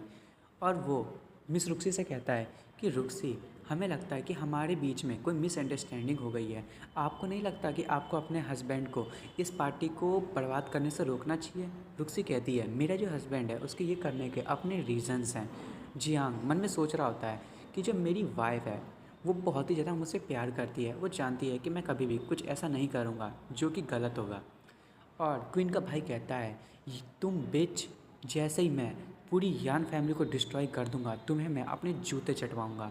जियांग कहता है कि मिस्टर ज़ांग, इतना एंग्री होने की ज़रूरत नहीं है। मैंने आपके लिए एक गिफ्ट तैयार किया है। मुझे लगता है कि आप उस गिफ्ट को लेके बहुत ही ज़्यादा खुश होंगे। और वो जो है उसके पीछे से, जियांग के पीछे से उसका एक नौकर एक बॉक्स लाता है और उस बॉक्स में कुछ टोकन टाइप के होते हैं। और ये देख के तो क्वीन का जो भाई होता है उसके तो होश उड़ जाते हैं, पता नहीं क्यों। जियांग कहता है कि मिस्टर ज़ांग, मैंने सुना था कि आपके पास बहुत सारी ब्यूटीज़ हैं आपके प्राइवेट रेजिडेंस में। मैं वहाँ पे गया और मैंने देखा वो सच में खूबसूरत थे। तो जो क्वीन का भाई होता है वो कहता है, तुमने आखिर उन लोगों के साथ क्या किया? जियांग कहता है, तुम बहुत ज़्यादा अकेले हो गए होगे उन सारे के सारी ब्यूटीज़ के साथ अकेले रह गए, तो मैंने उन्हें अपने सोल्जर्स के पास कैंप में भेज दिया। तभी हमें दिखाया जाता है जो एक सोल्जर होता है वो उन लेडीज़ को ले जाके अपने बाकी के, मतलब जियांग के बाकी के सोल्जर्स के पास रख देता है और कहता है कि हमारे मास्टर ने हमारे लिए इंजॉय करने के लिए बहुत सारी खूबसूरत लड़कियों को भेजा है। और सारे के सारे सोल्जर बहुत ही ज़्यादा खुश हो रहे होते हैं, कहते हैं मेरा मास्टर बहुत ही ज़्यादा अच्छा है। और जो जियांग है वो बहुत ही ज़्यादा खुश हो रहा होता है और उसके सोल्जर्स जो हैं वो कहते हैं कि इतनी सारी खूबसूरत ब्यूटीज़ हमें एंटरटेन करने के लिए जो हमारे जो लीडर है वो बहुत ही ज़्यादा अच्छे हैं। जियांग जो है वो ज़ांग से कहता है, मिस्टर ज़ांग, मुझे पता है कि आप बहुत ही ज़्यादा खुश हो रहे हैं। और वो उस टोकन को ज़ांग को देते हुए कहता है, क्या आप मेरे गिफ्ट से सेटिस्फाई हुए? जो ज़ांग कहता है, तुम्हारी हिम्मत कैसे हुई? तभी जियांग एकदम डेडली लुक बना के कहता है कि तुमने पहले इस चीज़ की शुरुआत की, तुमने कहा था कि तुम मेरी बीवी को 1 महीने में अपना बना लोगे, तुम्हारी हिम्मत कैसे हुई ऐसी बात कहने की? और दोस्तों, अब मैं इस एपिसोड को आज यहीं पे ख़त्म कर रहा हूँ। अगले एपिसोड में देखेंगे कि जियान अब उन दोनों के साथ, यानी कि क्वीन और क्वीन का जो बड़ा भाई है उसके साथ क्या करने वाला है। Thank you for watching friend. तो हेलो दोस्तों, आपका फिर से स्वागत है मेरे चैनल साफ्लिक्स पर। जैसे कि हमने पिछले एपिसोड में देखा था कि जो जियांग है वो और मिस रुक्सी पार्टी में गए होते हैं, क्वीन के ब्रदर की जो डिनर पार्टी होती है उसमें। और वहाँ पे उन लोगों ने जाके एक ली फैमिली की लड़की को मार दिया होता है। अब देखते हैं आगे। जो क्वीन का भाई होता है वो सोच रहा होता है कि इन लोगों से यहाँ पे लड़ाई करना बिल्कुल भी अच्छा नहीं है, कि तभी क्वीन जो है वो उस पर हमला करने के लिए आगे बढ़ता है और कहता है कि जियांग, आज मैं तुम्हें पक्का मार दूंगा। तुमने मेरे भाई की इंसल्ट करने की कोशिश कैसे की? तुम जो यहाँ से कभी भी पैदल नहीं जा पाओगे और ना ही जिंदा जा पाओगे। क्वीन का भाई सोच रहा होता है कि हाँ, ये ठीक है, मुझे नहीं लगता कि मुझे इससे लड़ाई करना चाहिए, ये मेरे सामने बहुत ज़्यादा कमज़ोर है, इसे तो मेरा भाई ही संभाल लेगा। जियांग उस क्वीन के अटैक को रोकते हुए कहता है कि अच्छा, तुम तो मेरे पोते हो ना, आखिर तुम यहाँ क्या कर रहे हो? क्या तुम अपने भाई के लिए अपने दादाजी के सामने खड़े होगे? क्वीन कहता है, जियांग बोलना बंद करो, इतने एरोगेंट होने की ज़रूरत नहीं है, तुम मुझे अंडर एस्टिमेट कर रहे हो, मैं तुम्हें पक्का मार दूंगा। और तुम वैसे भी मेरी ट्रैप में फंस चुके हो। कि तभी वो अपनी पंचेस को तैयार करता है और कहता है कि मैं तुम्हें आज एक बढ़िया स्किल दिखाऊंगा। और सभी लोग ये देख के बहुत ही ज़्यादा शॉक हो रहे होते हैं, क्योंकि वो जो है वो एक बहुत ही रेयर पंच का यूज़ कर रहा होता है। और सभी सोच रहे होते हैं ये तो यहाँ का सेकंड जीनियस है, मैं तो कभी सोच भी नहीं सकता कि ये इस पंच का यूज़ कर पाएगा। जो लिन होती है वो भी सोच रही होती है कि जो क्वीन है वो इतना भी बुरा नहीं है, वो बहुत ज़्यादा ताकतवर है जियांग के सामने में। जियांग कहता है कि मेरे पोते, तुम भले ही सेकंड ग्रेड पल्स में पहुंच चुके हो, पर तुम कभी भी अपने ग्रैंडपा को नहीं मार पाओगे। तुम्हें क्या लगता है तुम मेरे से बेहतर हो? मैं तो तुम्हें ऐसे ही मार दूँ, पर यदि मैं तुम्हें मार दूँगा तो मुझे ब्लेम मत करना कि मैंने अपने पोते ही को मार दिया। और वो गुस्सा होते हुए कहता है, तुम सन ऑफ बिच, मैं तुम्हें छोड़ूंगा नहीं। और वो अपने टाइगर फिस्ट का यूज़ करता है और सब कहते हैं कि तो बहुत ही ज़्यादा ताकतवर है। मुझे तो लगता है कि इसके सामने कोई ग्रैंड मास्टर लेवल का मार्शल आर्टिस्ट होता वो भी नहीं टिक पाता। ये तो जियांग है, वो तो ऐसे ही मर जाएगा। ज़ांग फैमिली की जो सिग्नेचर टेक्निक है वो बहुत ही ज़्यादा ताकतवर है। तभी क्वीन वहाँ पे अटैक करने के लिए आगे बढ़ता है और कहता है कि मैं तुम्हें आज नर्क में पहुँचा दूँगा। और वो मन में सोच रहा होता है कि मैं इस दिन का कब से इंतज़ार कर रहा था। कि तभी जियांग अपनी पावर को अनलीश करता है और कहता है, तुम्हारी इतनी हिम्मत, तुम मुझे मारोगे? और वो भी अपने हाथों को आगे करते हुए उसके पंच को अपनी एक हाथ से रोक देता है। और क्वीन ये देख के बहुत ही शॉक हो जाता है और कहता है, क्या इसने अपने सिंगल हाथों से मेरे पंच को रोक लिया? जो जियांग है वो कहता है, अच्छा, मैंने कहा था ना कि तुम्हें अपने दादा की बात सुनना चाहिए था, अब मरो। और वो उसे दूर फेंक देता है। और वो बहुत ही दूर जाके गिरता है। और ये देख के क्वीन का भाई और लिन बहुत ही ज़्यादा डर जाते हैं और कहते हैं कि ये कैसे हो सकता है। तभी जो जियांग है वो क्वीन के सर पे पाँव रखते हुए कहता है कि हाँ, अब तुम्हें कैसा लग रहा है। क्वीन कहता है कि तुम्हारी इतनी हिम्मत, मैं तुम्हें मार दूंगा, अपने पैर हटाओ। तभी जो क्वीन का भाई होता है वो कहता है जियांग, मेरे भाई को जाने दो, नहीं तो मैं पूरी कोशिश करूँगा कि तुम यहाँ से मर के ही जाओ आज। जो लिन होती है वो भी सोच रही होती है कि तुम क्वीन को हर्ट करने की सोचना भी मत, नहीं तो मैं तुम्हें मार दूंगी।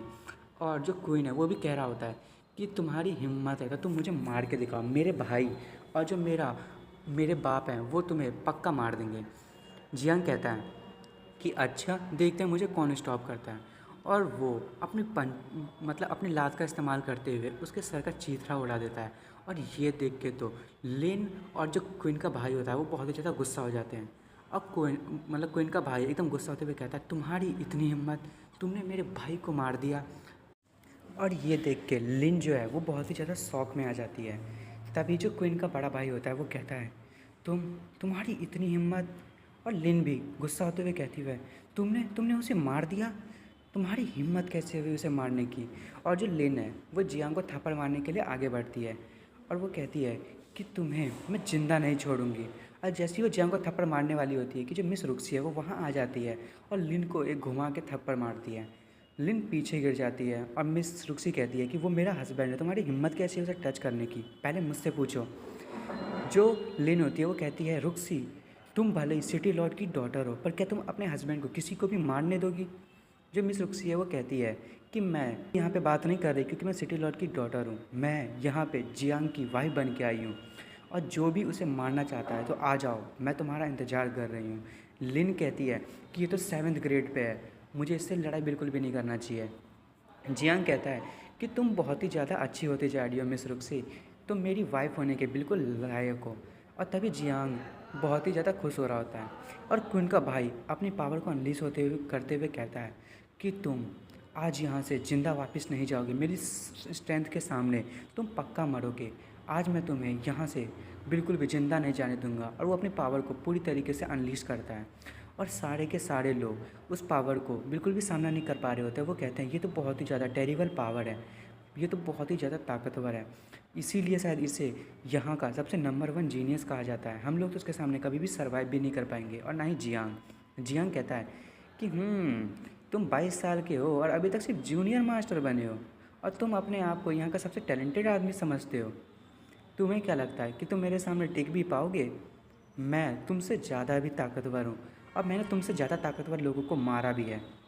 और ये सुन के सारे लोग शॉक हो जाते हैं और कहते हैं क्या, ये क्या फेंक रहा है, ऐसा हो कैसे सकता है, ये तो एकदम बेवकूफ़ है और ये कचरा है, ये ऐसा कैसे कर सकता है। लिन भी सोच रही होती है कि क्या ये सिर्फ अपने 7th ग्रेड पे नहीं था, तो फिर ये इतना ज़्यादा कॉन्फिडेंट क्यों है, कहीं मैंने जियांग को छोड़ के कोई गलती तो नहीं कर दी, मुझे शायद जियांग के साथ ही रहना चाहिए था और जांग चैंग को छोड़ देना चाहिए था। तभी वो कहती है कि नहीं, मैं कभी भी फेल नहीं हो सकती और ये कचरा कभी भी ताकतवर नहीं हो सकता, मेरे पास अभी भी एक तरीका है। और वो उठते हुए कहती है क्वीन के भाई को कि ब्रदर, मैं जा रही हूँ इससे लड़ाई करने के लिए। कि तभी क्वीन का भाई से रोकते हुए कहता है सिस्टर इन लॉ, आपको जाने की ज़रूरत नहीं है, मैं एक 6th ग्रेड पल्स का हूँ और मैं इसे आसानी से मार सकता हूँ, आपको यहाँ पे उसे मारने की ज़रूरत नहीं है।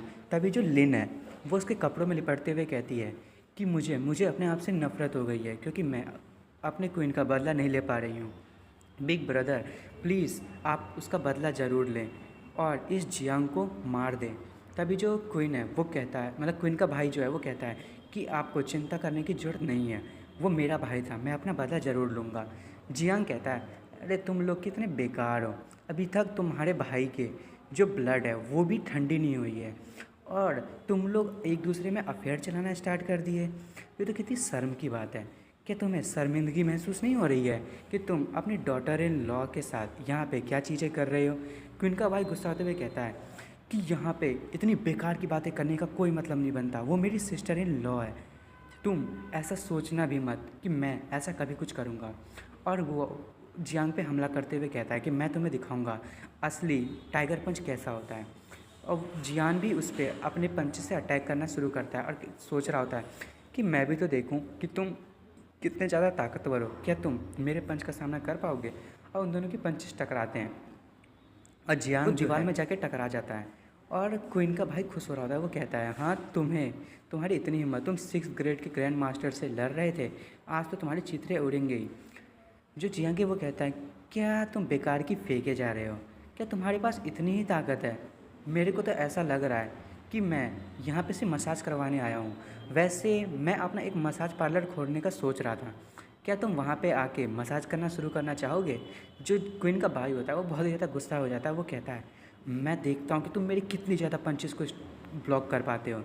तभी वहाँ पे एक आते हैं मास्टर और वो कहते हैं कि रुक जाओ, और सभी उसे देख के रुक जाते हैं। और वो मास्टर कहते हैं कि तुम लोग मेरी प्राइवेट जगह पे यहाँ पे फ़ाइट करने की तुम्हारी हिम्मत कैसे हुई? यहाँ के रूल है कि यहाँ पे कोई भी फ़ाइट नहीं करेगा। जो क्वीन का भाई है वो शांत होते हुए कहता है कि मास्टर हमें माफ़ कर दें, पर यहाँ पे बहुत ही गलत हुआ है हमारे साथ। ये जो जियांग है उसने मेरी फैमिली को मार दिया है, मैं कैसे शांत हो सकता हूँ? उसने मेरी फैमिली के एक मेंबर को मार दिया, और किसी की फैमिली के मेंबर को कोई मार दे तो वो बंदा कैसे शांत बैठ सकता है? वो जो मास्टर है वो कहते हैं कि मुझे इससे कोई भी मतलब नहीं है कि तुम दोनों के बीच में क्या हुआ, पर यहाँ पे तुम लोग लड़ाई नहीं कर सकते। यहाँ पे सिर्फ तुम खाना खाने के लिए आए हो, यहाँ पे जो भी होता है वो तुम्हारी मर्ज़ी से होता है, पर तुम यहाँ पे तोड़ फोड़ नहीं कर सकते। जो क्वीन का भाई है वो कहता है कि एल्डर आप इतने अनरीज़नेबल कैसे हो सकते हैं? ये तो रूल है, मैं मानता हूँ, पर इन्होंने जो किया क्या वो भी ठीक है। मास्टर जो है वो कहते हैं कि ये तुम्हारा बिजनेस है, तुम लोग जानो, मेरा तो काम है कि यहाँ पे रूल और रेगुलेशंस बनाए रखना। तुम्हें यहाँ में जितनी भी तोड़फोड़ हुई है उसके पैसे चुकाने पड़ेंगे। जो क्वीन का भाई है वो कहता है कि ठीक है मैं चुका दूंगा। अब पीछे से मिस रुक्सी और जियांग हंस रहे होते हैं। तभी जियांग मिस रुक्सी के कान में कहता है कि ये जो सीनियर है वो आखिर है कौन? तभी मिस रुक्सी बताती है कि ये एक 9th grade grand master level के एक्सपर्ट हैं। इनको एक इंजरी हो गई थी एक ट्रेनिंग के दौरान, इसीलिए अब ये बस यहाँ पे रह के अपनी जो होटल है उसे चलाते हैं, पर ये अभी भी इतने ताकतवर हैं कि सभी लोग इनकी रिस्पेक्ट करें। जियांग सोच रहा होता है तो फिर ये किसी की मदद क्यों नहीं लेता अपनी इंजरी को ठीक करने के लिए? मैं चाहता हूँ कि ये जो है वो मेरी ब्लैक आर्मर आर्मी में आ जाए। तभी जो क्वीन का भाई है वो वहाँ से जाते हुए कहता है कि तुम आज बच गए, तुम लकी थे, पर तुमने मेरी ज़ांग फैमिली को ऑफेंड किया है, तुम पक्का मरोगे। जियांग कहता है ओह मैं तो डर गया, मिस्टर ज़ांग प्लीज़ मुझे मत मारिएगा। और जो क्वीन का भाई है वो गुस्साते हुए कहता है लिन से कि चलो यहाँ से चलने का टाइम हो गया। और लिन भी कह रही होती है मिस रुक्सी और जियांग को देख के एक दिन मैं तुम्हें दिखा दूँगी कि तुम एक कचड़ा हो। और दोस्तों आज का ये एपिसोड हम यहीं पे ख़त्म कर रहे हैं। आप अगले एपिसोड में देखेंगे कि अब आगे क्या होने वाला है। और दोस्तों आपको मेरी वीडियो पसंद आई हो तो प्लीज़ मेरी वीडियो को लाइक एंड सब्सक्राइब करना ना भूलें। Thank you for watching friends.